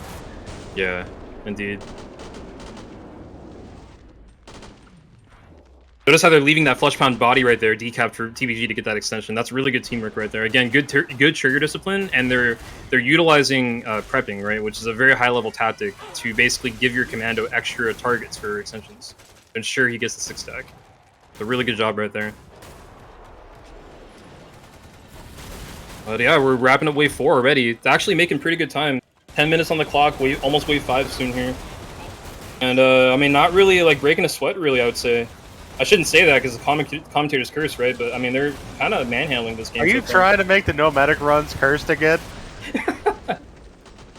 No, I'm not gonna lie. Like, I feel like every time I'm in these streams with you guys, and I'm like, oh, like, this could be the wave where we have to This kite. could be the no medic win. And It ends up being a kite. Like even last game that happened. And here's the quad FP out of the left corner. Hey man, maybe I'm just actually flying around just spawning them in. Well, I mean, if you wanted to do that, we could just pretend we're playing Left 4 Dead and spawn about 15 Molotovs on like somebody's camera. Maybe we are playing Left 4 Dead. We could be.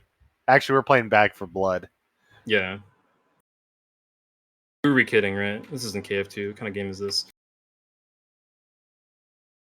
Let's see what they decided to do here. Let's see. It looks like they're all just using standard loadouts. Ray's got his standard loadout of dual AS and a centerfire, which that's the loadout that I typically use. And it looks like both Sharps have the M14. Yeah, pretty much a standard loadout all around, really. This is like, for all intents and purposes, a meta run, right? Minus the medic, of course. This is not bad. Oh, it looks like Jenny's got the carbine. That's going to be really difficult to use as a survivalist just because those darts recharge so slowly. Very slow. And also, you know, she has to get a kill. Like, she has to land the seed on the target, and then that target has to die in the proper position to get the gas cloud to emit at the proper position. So a lot has to go right for that weapon to be effective. Great extensions right here, too, by the way, from TBG. Again, he's just killing it right now with these, giving his team a lot of reaction time and letting his gunslingers just go to town on whatever is currently in front of them. I am absolutely happy for him because, like, his commando starting out was really good, but like you could definitely see he was like new to it. But I feel like after once this tourney started, he went from like a 5 to 11 in like a couple of days. Ooh, triple FP double Scrake on the like little side passageway here coming up in a second. And there's Husk. If they backpack shot this Husk right here, that's not going to be good. They didn't get the backpack shot. Okay, thank God. That would have been really bad. That would have been a triple rage right there. That would definitely be rage. Ooh, here's 2 rages coming in though. This is not good either. They're about to have 3 Husks come walking in. I think we should go into the war room for this. Yeah, let's listen to them do this kite.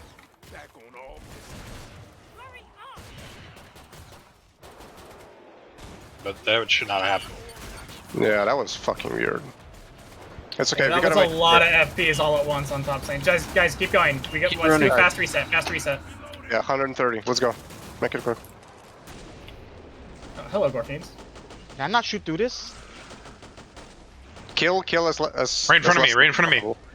Yeah, try not to kill too many and go fast. Do not just stop. killing the already rigged Scrakes.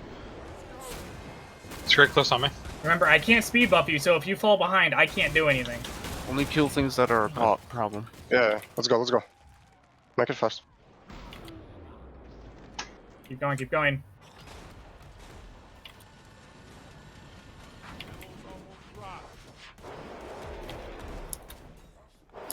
Front is clear. I'll debuff him. Just keep going. Just keep going. Ryan, that was fucking great. I heard a bunch of shit in front.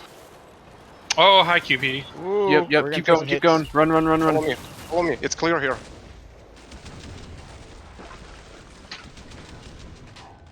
Stop. Watch your back. Ambulance. Motherfucker. I know. Keep running. Okay. Good kill though. Good kill. Push into You got the theater. Scrakes coming from the under the. Hurry up. Keep your debuff. Let's go.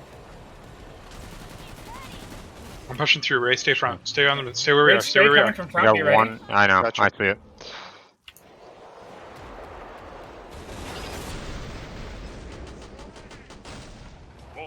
Yeah, so they ran through the entire lap without any deaths or anything. Which is really smart move by the fact that they don't really have a medic, so they do not have Top is staying low. power. Oh. Top almost got critted to death right there. That was close. they really don't have any staying power, so just burning rubber through the kite route and getting back into the hole was probably a really smart move. Yeah, absolutely agree with that. And remember what I said earlier too, by the way, about the bonuses sort of like, you know, endangering one another, right? Because they had to do that lap right there, they lost time, right? And losing time means that their no medic bonus is not going to be worth as much in the end, because it depends on all the other points adding up together, right? So if they have to do that more times throughout this run, it could end up really making them lose a lot of points in the long run. But I mean, at the end of the day, they need to just win, right? If they wipe, that's going to be a really good position for ChainSAWB Enthusiasts to actually take the win. Oh yeah, they have to win this map. It's critical. Ooh. Another thing too, by the way, about that kite that I want to point out that I thought was really good is Jenny was being very conscious about informing her teammates about the fact that she doesn't have buffs, right? She's not playing medic, remember, so she doesn't have any of the medic buffs. She doesn't have the damage resistance. She doesn't have the speed bonus. She doesn't have the damage bonus. And on top of that, another thing too that wasn't apparent that she didn't say that I want to point out is that she doesn't have symbiotic health. So if she gets hit, she cannot heal herself by healing her teammates. That's actually quite big. That means that she has to manage her own HP, and their teammates are going to have to help her as well during these scrap situations, right? Yeah, the kite is really just a speed run through the map just to get back to the hole. You can't really slowly kite the horde and, you know, pop heads, because if somebody takes a crit, that's a lot of the cost of that is very high. Yeah, I mean, medics in general, right, are good, are effective against chip damage, right? That's what medics excel at repairing, is chip damage. And on no medic run, excuse me, you chip damage is one of your worst enemies. So they really need to just avoid taking any damage, like, whenever possible. Play it safe, don't take any unnecessary damage. And they also skip that trader really fast there, which is good because they need to make up that lost time from the kite. Here comes 3 flush pounds and 2 scrakes on the same exact spot again, that side passage. Good freeze by Wolf, though. Oh, FP kind of just jumped through, though. Well, gets that time proc. They got to get these extensions. It's critical. Yeah, they can't drop it here.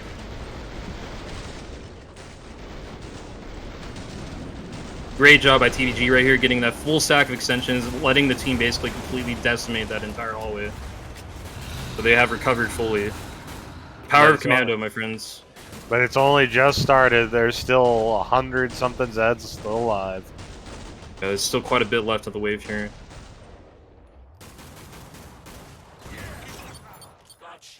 This is their first no medic run, is it not? Yes, that is correct. This is their first time running no medic. Because up until now, they've been very aggressive about doing objectives. And like I said, doing objectives, you benefit a lot from having a medic, right? So their entire comp has been based around that for the most part. I respect it. They just want to set a good score here. They need to make it as hard as possible for ChainSAWB Enthusiasts to beat this total score. I wonder how many times in training it took Jenny to realize, oh wait, no, I'm not a medic. Probably a lot. Medic's like her main perk, so she probably had to do some mental adjusting, you know. Yeah, it's weird going from medic to survivalist and healing, because your darts don't recharge the same. You have to pay attention to your own health, as you said earlier, and it's just you don't run quite as fast. It's a whole different thing when you're used to medic. It just reminds me of like when I used to luckily I don't have to do it anymore for medic, but it just reminds me of just being like a level 4 medic or something. Everything just feels terrible, and you just don't heal worth a damn. Yeah, exactly. Everybody has to work really closely together. It requires a lot of extra teamwork from everybody to overcome the fact that you don't have that one perk in the team. That's why it's even its own bonus to begin with, you know?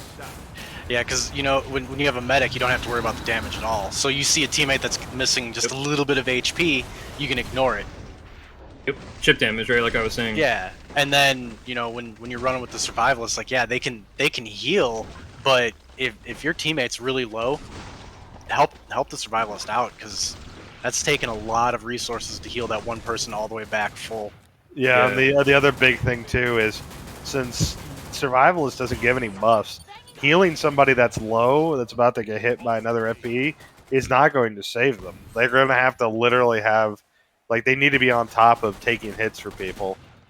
Yeah, you got to make the darts count, right? Because, like, you don't have the recharge rate, like we've been saying. And also, I forgot to mention, it's probably a good idea for us to mention, there's been some changes to survivalists for this tournament.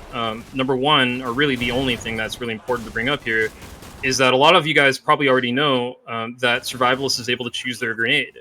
And one of the grenades that they can use is the medic grenade, but not in this tournament. Survivalist is actually banned from being able to choose any grenades at all, and they're only able to use the high explosive commando grenade. So that means that Jenny has no access to any AoE healing sources whatsoever except for the Corruptor Carbine. And on top of that, by the way, the other thing I wanted to mention is that the Hemogoblin has been nerfed. It is currently in the vanilla game one of the best healing weapons in the game. It heals 25 health per dart on a 10-second recharge. That's been reduced to 15 health per dart on a 13-second recharge. So she has to make her darts count even more now because they're worth less and they take longer to recharge. Yeah, when you're used to the Hemogoblin in vanilla and then move into this, it's definitely different. It's still good, still usable, but it's way different. It's a different animal. And just need to be more deliberate. Once again, Jenny's got that medical grade RPG out and ready for, I don't know what type of scenario, but it's there. It could be that she wants to use that with those HU grenades. HU grenades, by the way, are the highest damaging grenade in the game in terms of initial explosive damage. You can kill a quarter pounder with them. Yeah, easily. You can kill yourself with them in one explosion if you're not careful when you're playing Commando. So she might want to use that perhaps with the RPG to maybe get down like a QP spam, perhaps. I'm not sure, really. It could be really for anything, but that's my guess. She didn't have to use it before in the last map, but I get a feeling that she might actually pull it out for something. Yeah, I mean, it'd be really effective in this area, right? Look how small it is, and all the FPs are grouped up. By the way, speaking of FPs, triple FP, quarter pound, and multiple Scrakes approaching the little hallway. Double FP just spawned again. Oh my goodness! Now there's like 5 FPs there. That's scary. Let's hope they get somebody coming over to help there. They're gonna. This is exactly the scenario I was talking about. The RPG could be useful. Ooh. Oh, I think it might be a kite here if they are careful. Oh, the FP stuff though. Yeah, I think they are gonna probably have to kite out of this. Oh, CBG. Oh, he got the blood extension. Oh my god! If he gets these extensions, that's huge. He got the blood extension again, twice in a row. Oh my god! The meat let's hallway. go. The meat hallway was defeated. Everybody. Yeah, that Corruptor Carbine really does shine in small spots like this. Holy shit! Shout out to TBG right there. And Double blood extension. Shout out for Topwolf too for just absolutely murderizing that fucking group of larges. That was insane. Holy shit! What a fucking Z time extension, dude. That was nuts. Diamond Dog helped him too by prepping those bloats. By the way, that was insane, dude. They ate well that Z time, man. Indeed, they did. My goodness, that was really good. They took the all-you-can-eat at the buffet very seriously. The game was force-feeding them a bunch of meat right there, that's for sure. Right when the FPs were approaching, 2 more spawned right outside the door. It's crazy. Such a clutch that time, Shane. Though, when your ironic punishments don't work as well as you think they will. They're just missing a little bit of spicy meatballs in their life right now, though, I think. Oh, this QP's kind of beating them back a little bit. Oh, there's a spicy meatball. Oh, but TBG killed it. Yeah, a lot of savory, no spice. TBG doesn't like spicy food here. Spicy food allowed. That was a ridiculous spawn, and we're not even anywhere near Wave 10, so I'm really scared of what they're going to get. Yeah, they're holding it down, though. Wave 9 and 10 are going to be... It's going to be spicy. It's going to be cracked.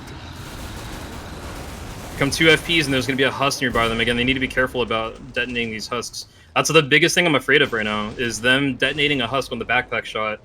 And I like to call it B-raging, backpack raging. They B-rage multi-FP. That could be really bad.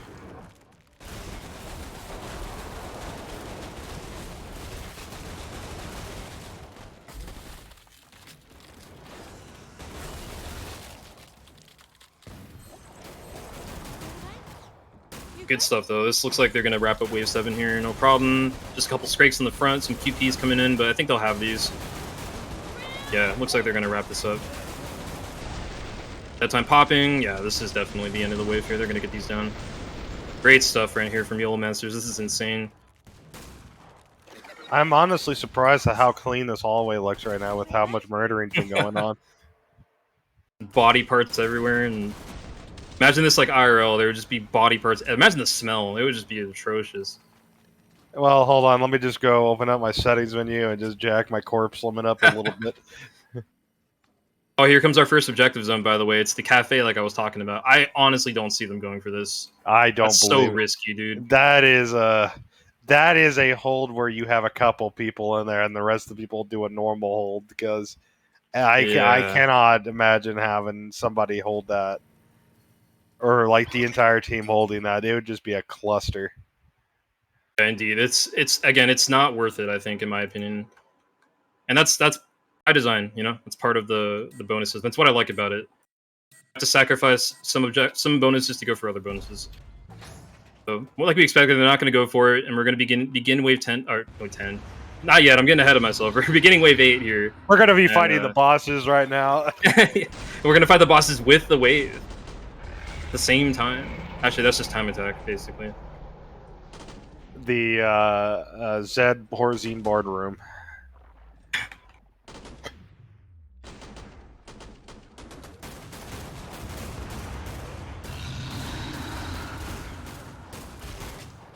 Ah, I see.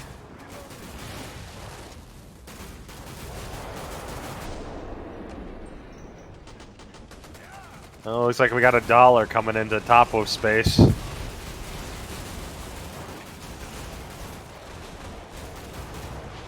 A lot of stuff coming up front. My God. Yeah, they got to. Ooh, they got to get the. There's not really much trash left here, so they're gonna drop the extensions probably. Yeah, they do. Looks like I mean, it's okay though. DBG tried to look out the window, see if he could find anything. Ooh, oh, look, there's a Richard key. Yeah. Yeah, that's what I was talking about. It saw somebody and is coming in rage now. That's gonna immediately reduce the amount of space they have in time to get rid of this guy. They got that Z time proc though. Yeah, beautiful Z time proc saved him a bit there. Yeah. Job on TVG's part too, looking outside the window, getting those extensions. The thing with no Metagrunt too is armor is so much more important to keep here. Exactly. Armor is like your best friend in these kind of runs, right? You can't take any unnecessary damage here. There's gonna be 4 flesh pounds and 2 Skriks coming up in TVG's lane. Yeah, here they come. I see them. They're in the little staircase right now. Let's hope they can get some. Oh, there it is. But no extensions. Oh, the Z time is gonna end though when they come in. Yeah. Oh, it looks like they prepped an FP corpse. That's good. That's very good. Yeah, but they still got more coming up the stairs, and Z time is ending now. So here they are. Have to deal with this in real time though.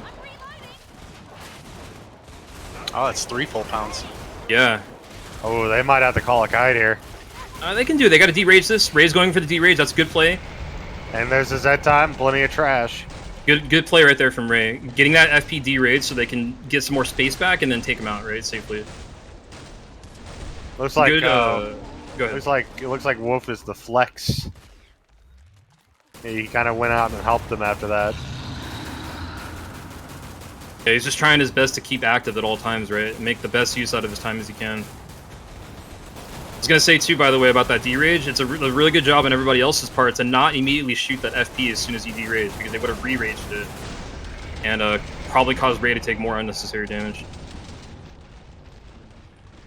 Wow, this is insane. Just decimating these larges here. They've been getting some crazy good Z times.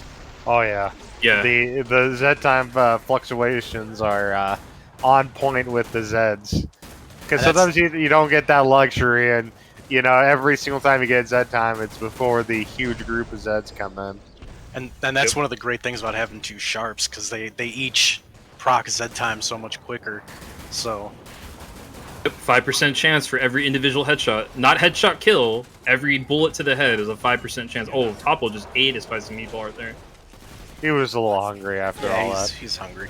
It's like it's a palate cleanser. Yeah. They're about to get a lot more meat, so you gotta cleanse his palate, right, for this upcoming waves. Oh boy, Wave 9 is going to be... Oh man, if they don't kite Wave 9, I'm going to be surprised. Dude, they're doing it though, man. I'm thinking they might be able to hold Wave 9. Wave 10, I'm definitely expecting them to kite, because Wave 10 just... It hurts. Yeah, I always think Wave 9 is just diet Wave 10. Sugar-free, even. I mean, they're doing it though, man. No deaths, right? They've lost a decent bit of time. No, stop. Don't say it. How about if I just say that okay, if I say that they're going to die, then they definitely won't die, right? Because it's the opposite, right? I don't know if that's how that works, but give it a shot. We'll see what happens. I guess that's just not how the commentator's curse works.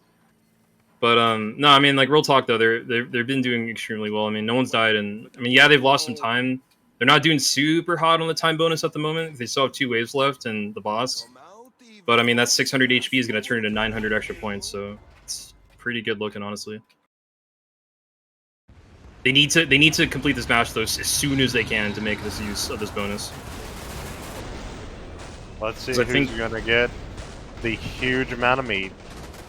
Just kind of doing the math in my head right now. I'm pretty sure if let's say they run out of time bonus entirely, then they get no one dies. Then they just get 1900. That's it, I think, right? Which CSE could actually beat that without even doing a nomadic run. So, oh man, this is gonna be so exciting. This match is gonna be down to the freaking wire, dude.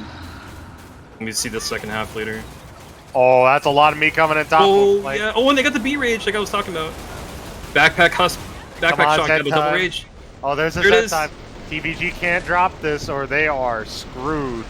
He's got a couple more Zeds left, but that's it. They got to get these down. That's it. Yeah, he ran out of Zeds. That could have been bad.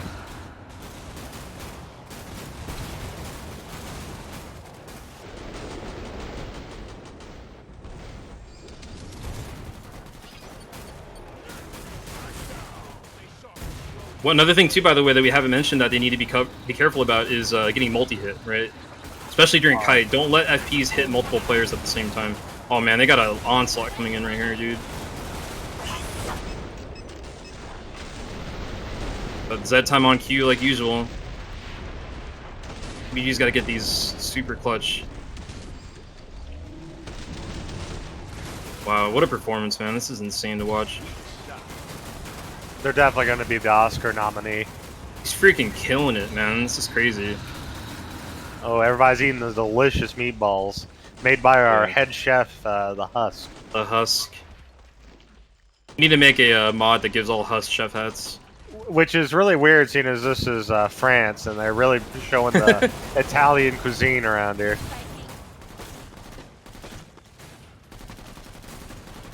Yeah, really they need quiet right now. Oh, never mind. I spoke too soon. they need chef's hats and little mustaches. Mustachio. Ooh, is FP kind of pushing him back? Nope, they managed to get him down. Wow, great double FP kill right there on the side lane. Great freeze in the front lane as well, stopping that Scrake. And freezes can be, you know, you don't have to use freezes for just multiple larges, right? You can use them to just stop a horde in their tracks to prevent yourself from losing ground. And that's, you know, it's not necessarily a waste in that regard. Or give everybody a breather to reload real quick, because, you know. Mm-hmm. Got a Giga that's going to be walking up to TBG's lane. Yeah. Oh, there it is. There it is. They're coming up. It's at the end of the wave, Giga, man. Jeez. They're probably just going to freeze this, though. The final gift. Yes. More meatballs. 2 and 3. All dead. Making it look easy. One flesh bound. So it looks like I was wrong in my initial estimation. The last objective in the match, the fourth and last objective, is going to be in wave 10. So that one actually they could possibly go for. It's actually not that horrible. It's not really the best like attack angle that they're going to have to cover that lane, but it's doable though. I would say it's definitely safe enough for their run. It's in that little office like I was talking about, but they may just decide to say screw it and not go for it. I feel like with how compact it is, and there's the kite for that is probably horrible, especially if people get lost or like, let's say they're split up. The only way out of there is literally through the window.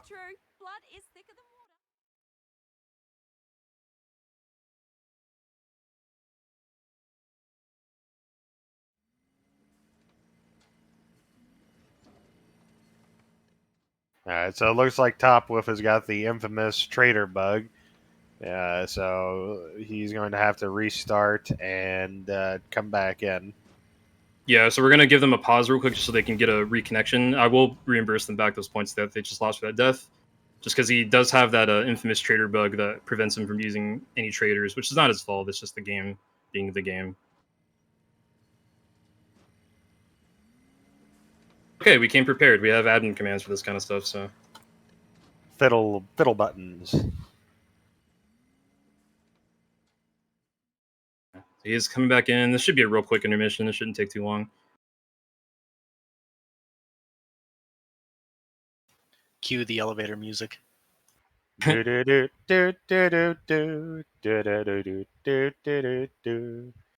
always just think of the elevator music from GoldenEye. Oh, I don't remember that one. I think of the mall music from Shopping Dead Spree. Oh, I was going to say Dead Rising. Yeah, that too. I mean, either one works.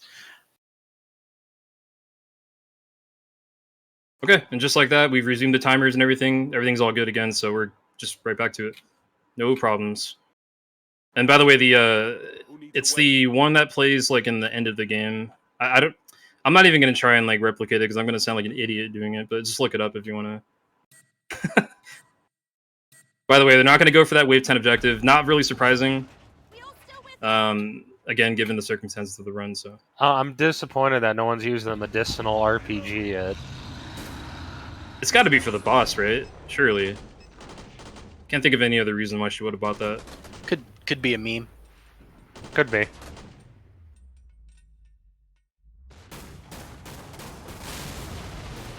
Ooh, they could get a backpack rage here. Nope. Yeah, they got to be really careful about those B rages, man. That's actually so critical. I keep saying that, but seriously. Got a quad flesh pound that's gonna be heading towards TVG's lane. Got a streak holding them up though. Oh yeah, I see them. Here they come. I was just gonna say I've literally had games become a wipe because of that. Of just one Husk backpack shot gone awry. So you gotta be really careful about that. Ooh, Here comes that quad FP. Final wave of the match, dude. Oh, this quad. Is insane. Oh, that big quad is coming up. Let's hope they get Z time. Oh, there's a trip on the other lane too. They could do this, man. They could do this. I believe. I don't think they're gonna have Z time though. Oh, this is gonna be a kite. This is gonna be a kite. Go. They have to go now. War room? Yeah, I think we're gonna have to go to war room here. If they jump out the window, war room. Oh. They need to decide if they're gonna go. Diamond Dog's kind of on the fence. Okay, let's go. Let's go. Yolomancers war room. One of them left. Yep. Sorry, TVG. Let's go for fast reset. Heal top.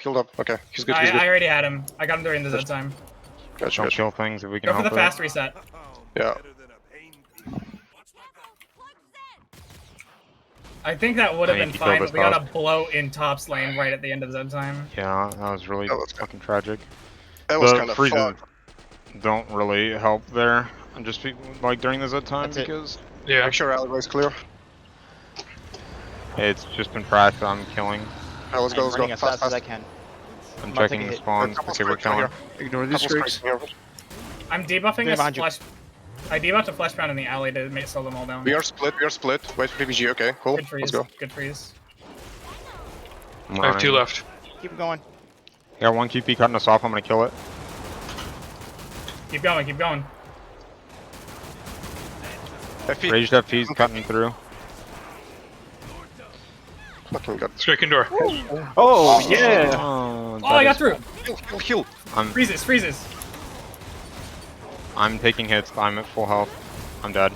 Fuck. Oh, I got crit and then calm hit by a QP. I don't think we can. Oh, just gotta keep kiting. Keep going. We gotta keep going. Yeah, jump. You gotta keep kiting. I'm dead. Gotta take the other door. Out the window.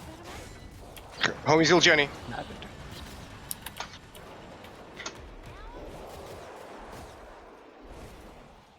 Okay, start killing shit, because it's gonna be forever. Yeah, you just gotta go. Of course it was me and I'm the one who... I got nothing small. Kill these FPs and then let's go. Okay.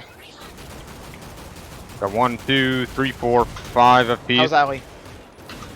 Yeah. I'm gonna go look. Wrong way. Yeah.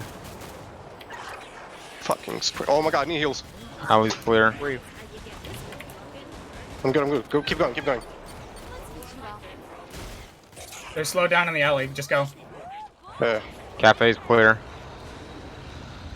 Let's get through the cafe. Everything's spawning. It's Creek front. Y'all gotta remember to find places to deal with those Quarter rage front. FPs, otherwise there's gonna be too much quarter front. Quarters, 75 2 cents. quarter front, 3 quarters. No freeze. There's another quarter. 1 FP front. FP, I'm watch. Quarter. Any freezes? No. No. Shit. Okay. No. We gotta go around. DVG and Ray made it through. Yeah. We are through. FP I'm front. gonna die if this hits me. Yep. Oh, he fucking blocked it. Oh, I died. Yep. Alright, Ray, DB, if you guys control this, you're gonna just have to run. Where are you? Yeah, DVG, you gotta heal again, and remember to try to alternate taking hits here.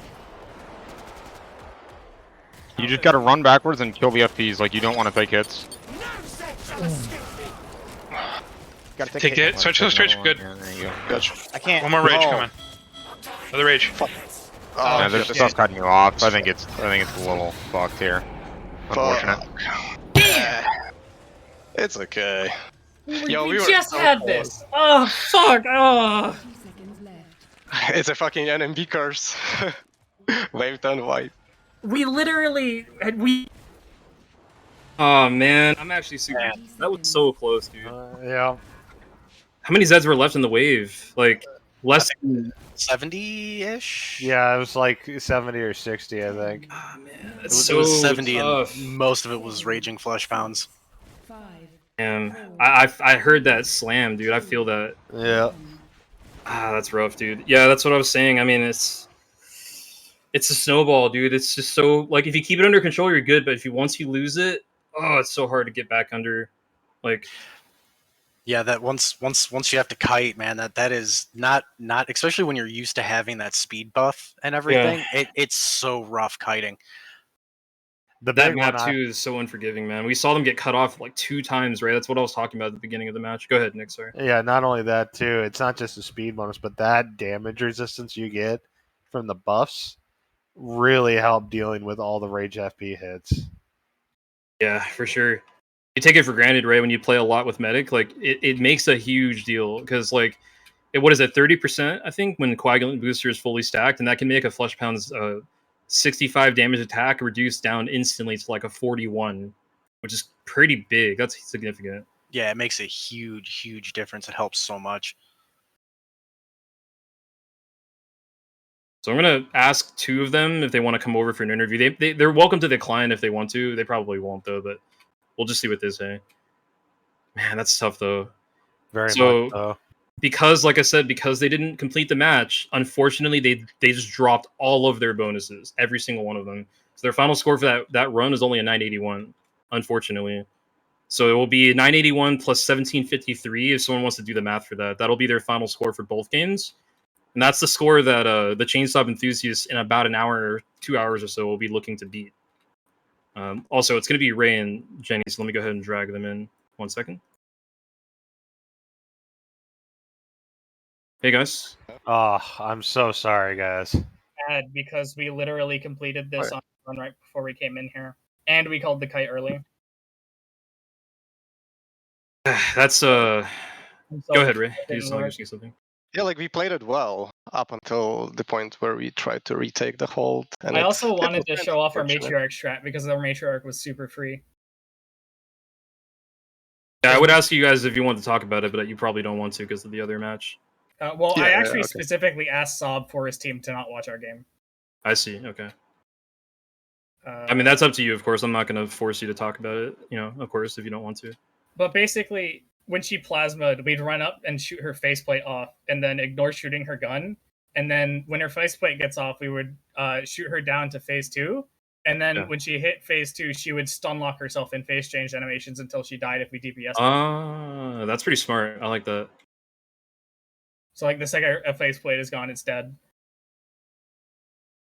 Oh, God, I'm actually so sad, dude. We're sad for you, for sure. I'm actually, like, trying so hard to not tilt. The round was going pretty well as well. Sorry. No, you go ahead. You go ahead. You're good. Yeah, like it was going pretty well.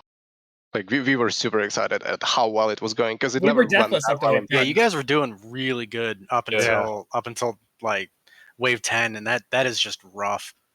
The double giga, right? Like that was freaking insane. There was a double quad. I don't know if you guys noticed that, like if you were able to count all of them, but there were literally a double quad on both lanes at the same time. It was insane. Oh wow! I now watch CSE never get a quad. I mean, I don't know if a lot could happen. Honestly, man, it's so hard to say. Anyways, how did you like the hold that I'm sure nobody was expecting? No, I expected. We were talking about it actually. I thought you were talking about the hold down in the subway. We were. I said all. Yeah, I was. Oh, sorry. Go ahead. I brought up all three, and the last one is I actually said, and if they really want to be spicy, they could go for the sky bridge in the hotel. Yeah, I still can't believe we pulled that back on like wave 6 or 7, where we got like 5x FP and Skrakes in Top's lane, and then we full held that wave. I think that's probably a highlight of the entire fucking tourney. Yeah, absolutely, dude. TBG was just killing it on Yes. Holy crap, man! I was so impressed by that. And not only that, like not only the Z time enabled everybody to just like the fact that I think you guys didn't know. No, you did, but there was one quad that happened on Topwolf's lane that they just wiped out thanks to the Z time. Yeah, Mm-hmm. we would have top flex or Ray flex depending on which lane was getting gigged. Yeah, TPG definitely did really good this match. It I'm was not gonna put him as MVP because of all that. 100%. Yeah, I'm with that as well. That's we might as well just get that question out of the way. I think everybody's gonna say DBG on that. If there were so many scenarios where if he dropped the extensions, you guys would either be kiting or dead at that point. Yes. What's the total score? I just did the math on that. Elmo and I were just talking about it. It is going to be 1754 for the first game, 981 for the second game, which ends up being a total of 2735 according to my math. If you want to verify that, Elmo, you can double check me. Yeah, so 2735 will be the final score for Yolomancers in this matchup. Honestly, I feel like because we did that objective on Kiwi, that's actually still a possibly competitive score. Dude, a lot could happen, right? Like honestly, like to be real with you guys, like I'm not saying I want anything to happen. I'm just saying that like it's so risky. If they were to wipe, like you could still just win. You know what I mean? Like I'm biased. I want things to happen. Well, I mean, you're also playing, but I'm as a staff. That's member, why I'm biased.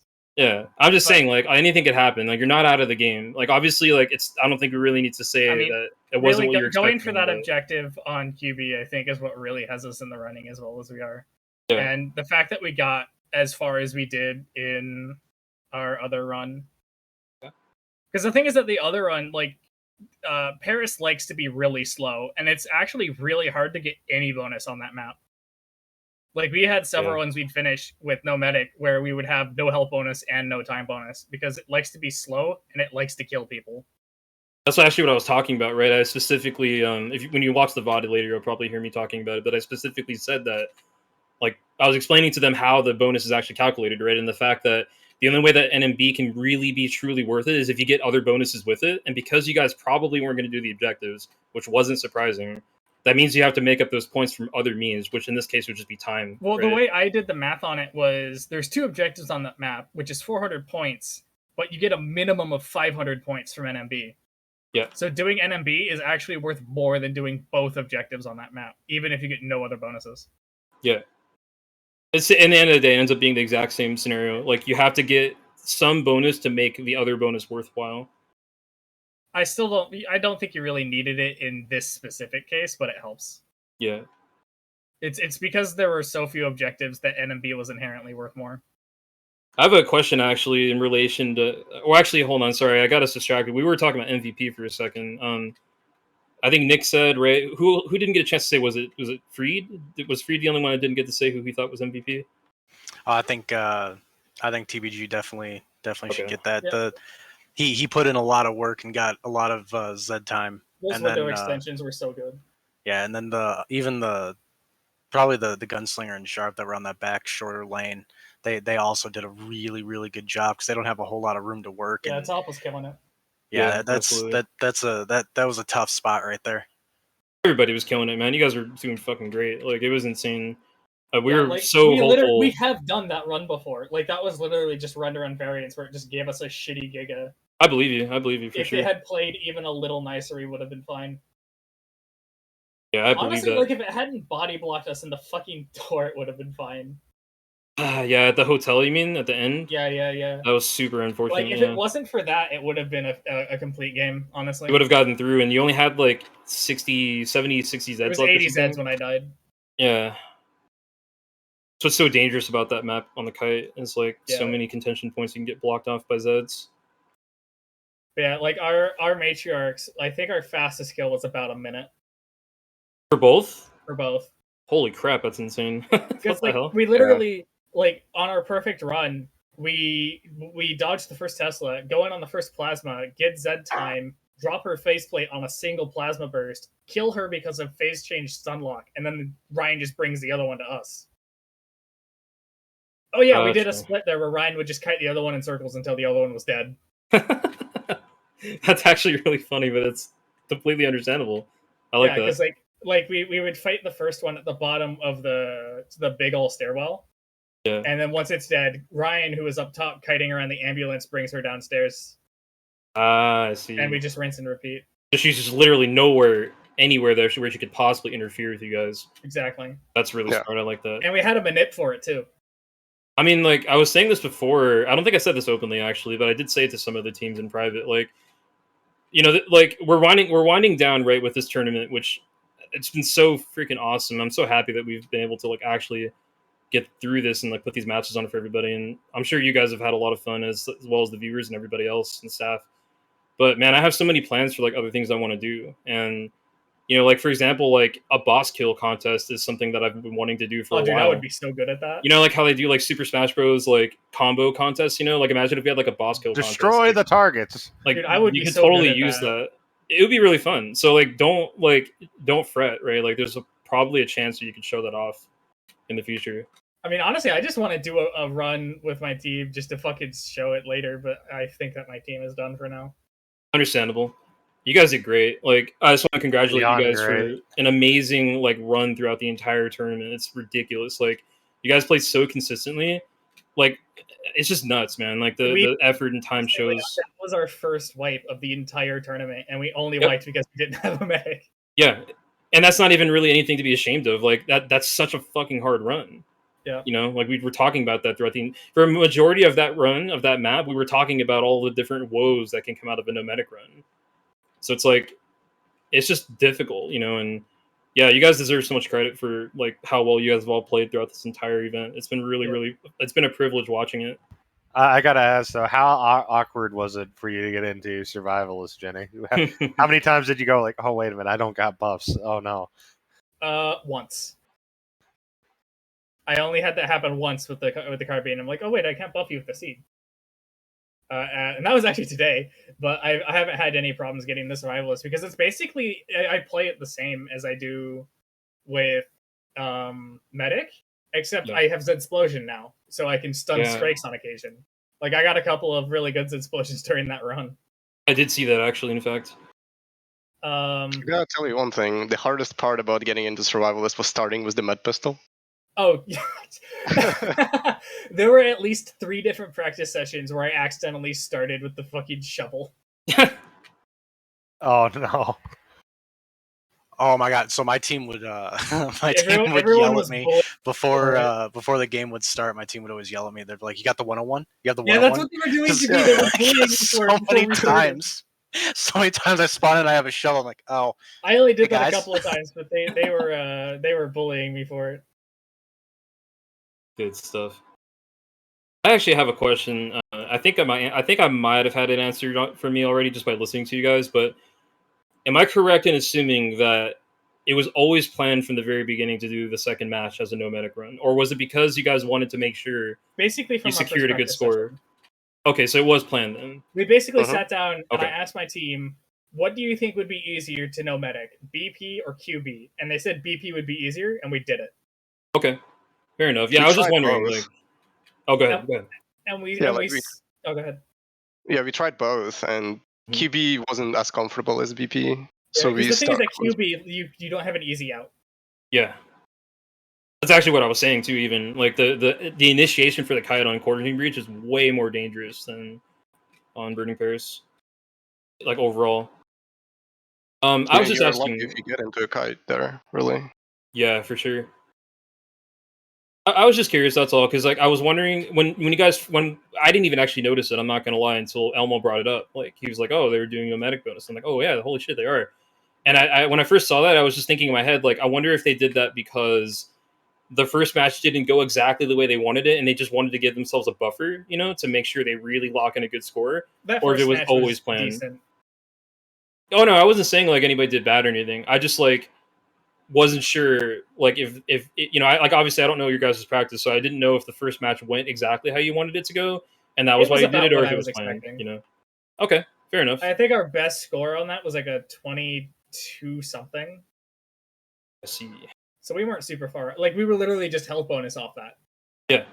Pretty much that was the So only like difference. as far as like pace was, we were matching. Got it.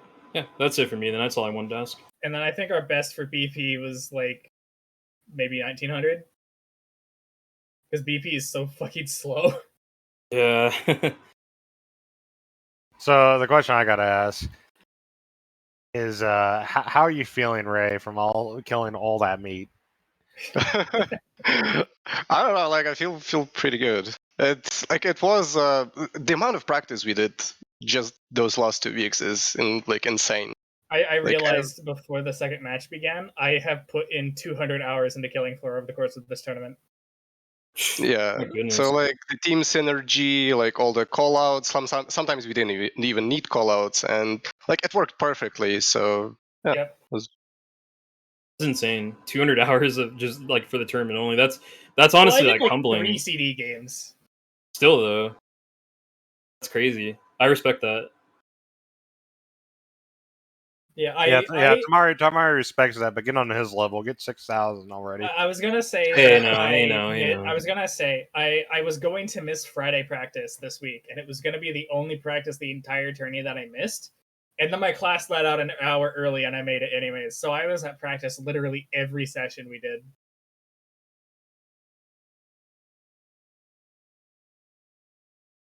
Does anybody else have any questions? By the way, Freed, I wanted to give you the floor for a second if you specifically wanted to ask anything, and even Elmo, by the way, if you want Elmo. Chat got anything?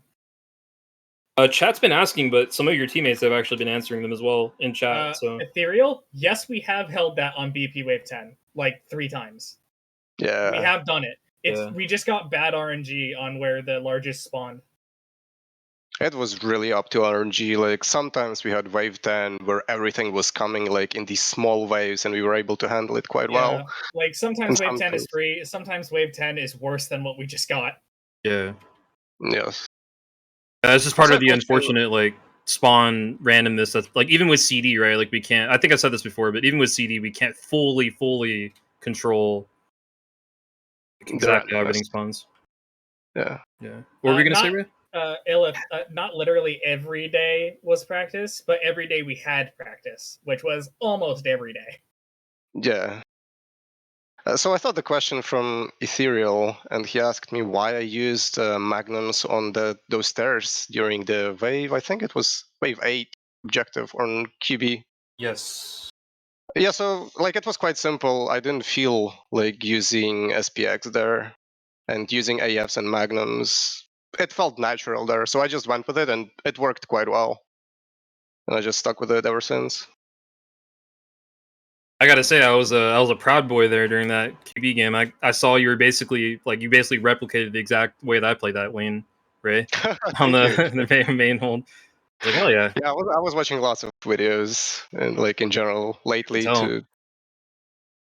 I could tell. Yeah. So speaking of, okay, so Code said dual blocks in chat. That reminds me. So what's really funny is that we literally could not use dual AFs during our dual boss takedown on Matriarch. Because with 2 gunslingers in her face, she would receive so much fucking gun hit, we would flinch her out of her plasma. Holy shit, that's crazy, actually. Yeah, so we literally had to swap both of our slingers to Glocks in order to not gun hit her. It's nuts. And he wanted me to give him credit for that. That was Master's idea. Oh yes. He wanted me to credit him for that. That's There's your Master. credit. It was Master's idea to use Glocks on Matriarchs. Yes. Yeah. It also avoided knockdowns. Bird. It was just honestly, man, like I said, it was really fun watching all these matches from you guys. I'm so, like, we were so close to pulling off the only nomadic run of the entire tourney. Yeah, dude. I believed, man. Like, honestly, it was so close. Like, if Watch we win out. and did another run right now, I think we could probably do it. Yeah, I believe but watch out. ChainSAWB could be doing it. Oh yeah. We'll have to see, I guess, right? What they decide to do. ChainSAWB will be coming up in, what is it? How many hours away from it is Like an now? hour. Yeah, we probably have to start wrapping this up fairly soon because I have to go like eat my dinner and then come back for another match. But yeah, I did ask them not to watch our game, and I don't see any of them in the list, so I think they actually held to that. Yeah, I'm sure they did. So they're gonna have to rely on all the strats they came up with separate from us, and It's gonna be good. Honestly, in my opinion, I think that if they have to kite, they might wipe because from what I have seen of them, that team's biggest weakness is kiting. They tend to fall apart when they have to kite.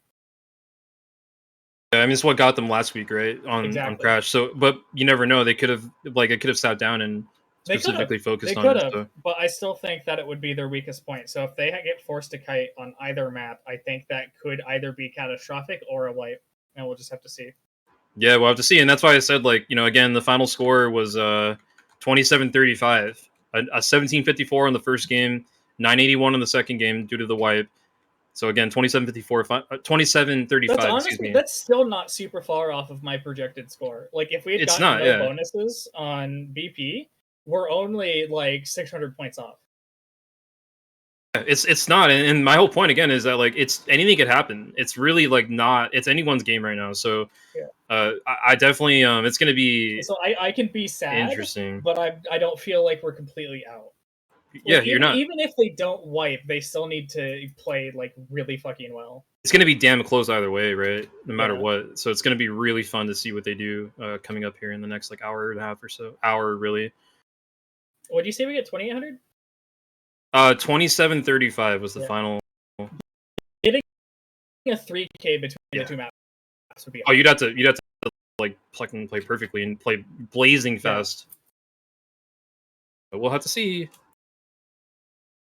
Does anybody else have any other questions? I don't mean to like rush anything, but I do want to start to move toward wrapping up just because we do only have an hour remaining until that next match, and we have to all like kind of take a quick break and then come back. Yeah, no, I got nothing. You guys all asked all the questions that I came up with, so. Okay. Yeah, I'm also good as well. Is there anything that you two wanted to say, Ray and Jenny, before we end the interview? Where is Freed's favorite question? Like, what do you feel? Oh, yeah. Okay, yeah. No, I totally just brain dumped Freed that. slacking? Yeah, I'm a Freed slacker. So what's some stuff that you guys think for this game that you think went kind of bad? You could probably do better next time. And then what's something you guys think went really, really well? QB was acting fucking weird this run, dude. Also, shit was just running past Ryan for no reason all the time. Oh yeah, that aggro swapping. Yeah, like it happened way more than it usually did, and it got kind of scary. But we were able to hold through it. But that was fucking weird. BP went better than it almost ever has. That was probably our best BP run up to wave 10. You guys freaking hands killed down. that shit. Like it was our only deathless run to wave 10, and we were faster than any other run up that fast. Like that was our best up to 10. I can say one thing that went incredibly well this run. That in practices, we struggled a bit with Z time, but in an actual match, TBG pulled incredible. And he, like, that was the best part about this whole match, is how good of a Z time TBG could pull, like, out of nowhere. Mm-hmm. And yeah, I feel like that was the best that we had. Nice. Thanks for sharing that, guys. Appreciate hearing that insight. Any other questions you guys wanted to ask? What was our score on BP again? Was it 9-8? 981. Yeah, 981 and then 1754 for QB.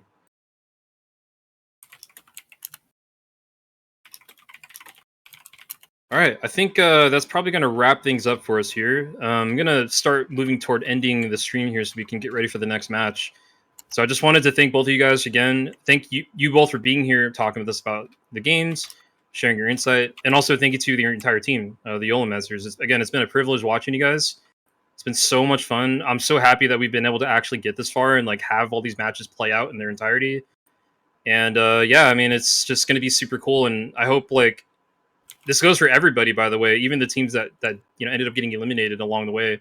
Like I hope all of you guys like had a lot of fun and like are possibly wanting to participate again in the future if we ever do this again.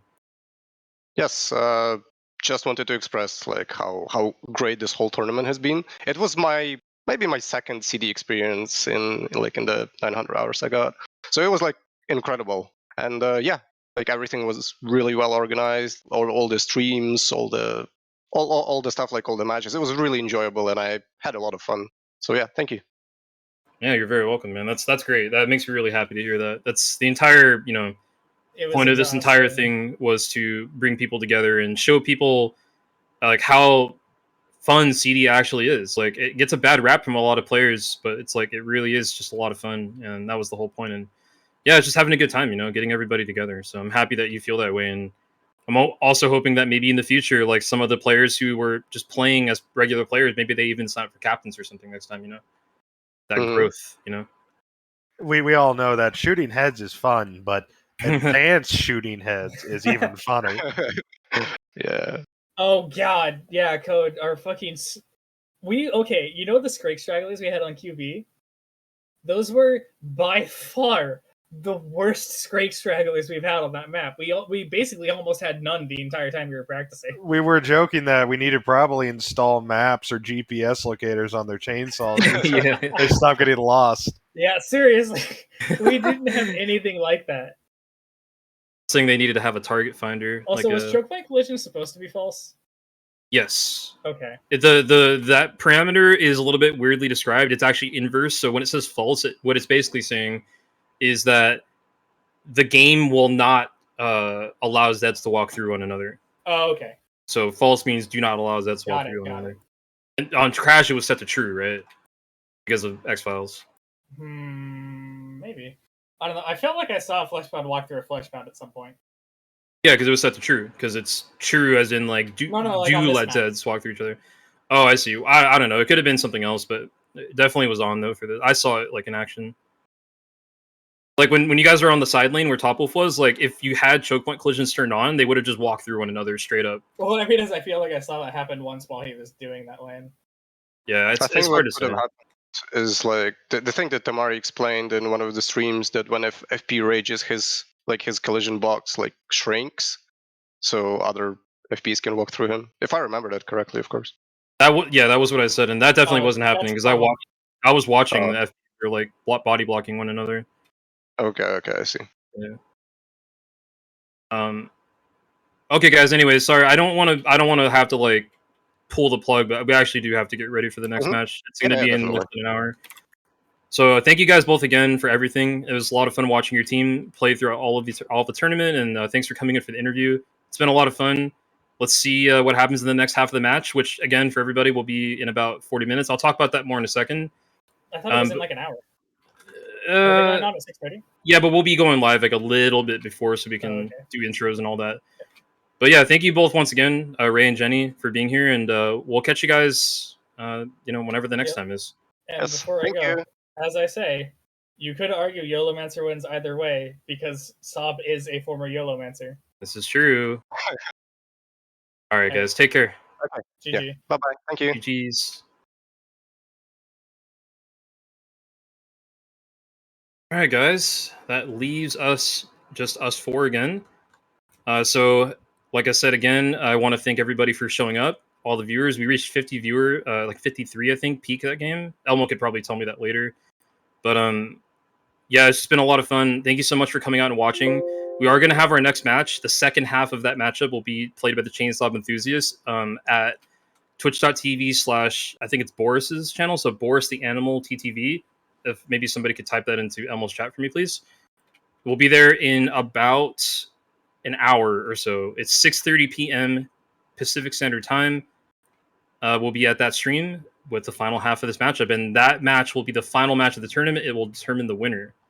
So do come check that out. It's going to be a good one to watch because at this point, like I said to the team when they were here, anything could happen, really, man. Like that unfortunate wipe on the wave 10 on Burning Paris, like that actually does open up a window for the ChainSAWB Enthusiasts to actually make a comeback. So we'll just have to see. It's really, I can't say anything really because I don't know. You know, it could go anyway.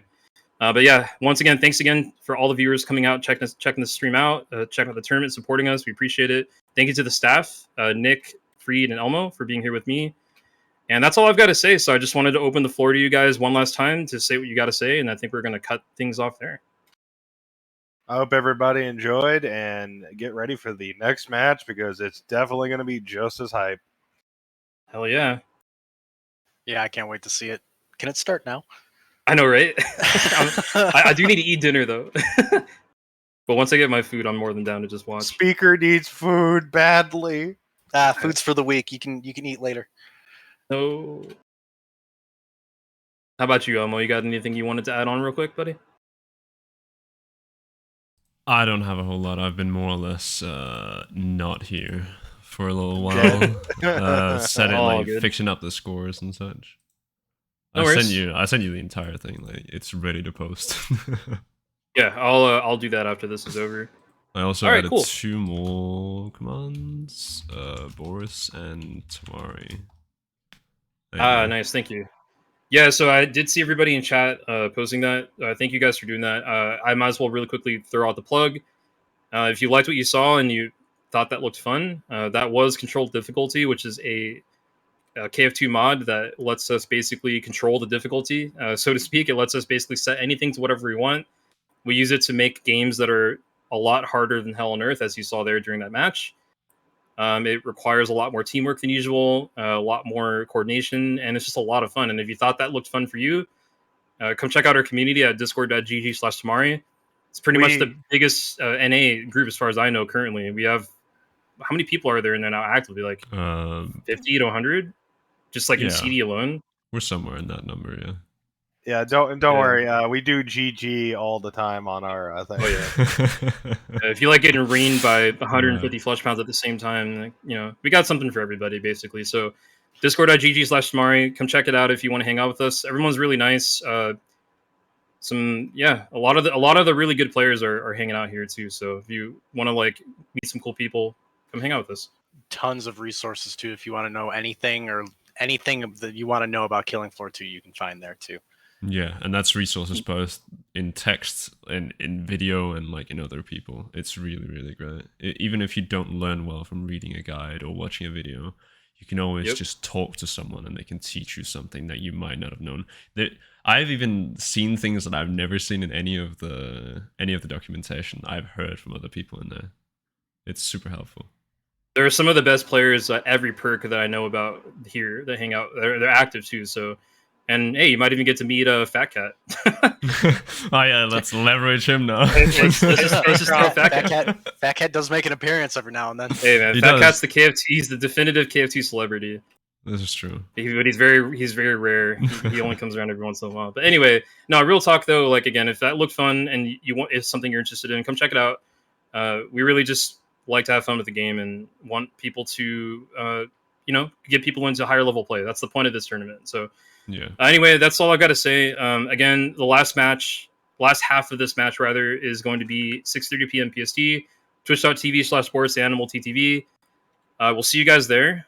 And that's all I got to say. I'm going to end my segment there. Yeah, just about an hour from now. Thank you all for coming out. It's been a great pleasure being your cameraman this evening. Hell yeah. GG, guys. Thanks for coming out again. Yep. Remember, next match, an hour from now, on BorisTheAnimal.ttv. So, just in case you guys didn't hear it. It's just once again. Everyone have a good night. And then if you want to try and play some CD, like if you thought that looked fun, Prep the bloat. Freeze the. I'm so sorry. Freeze the gore fest. Yeah. Okay. We're gonna shut up now. You guys have a great rest of your evening. If you're able to make it to the other match, we'll see you there. Otherwise, we will see you next time. Take care, all. Take care, everyone.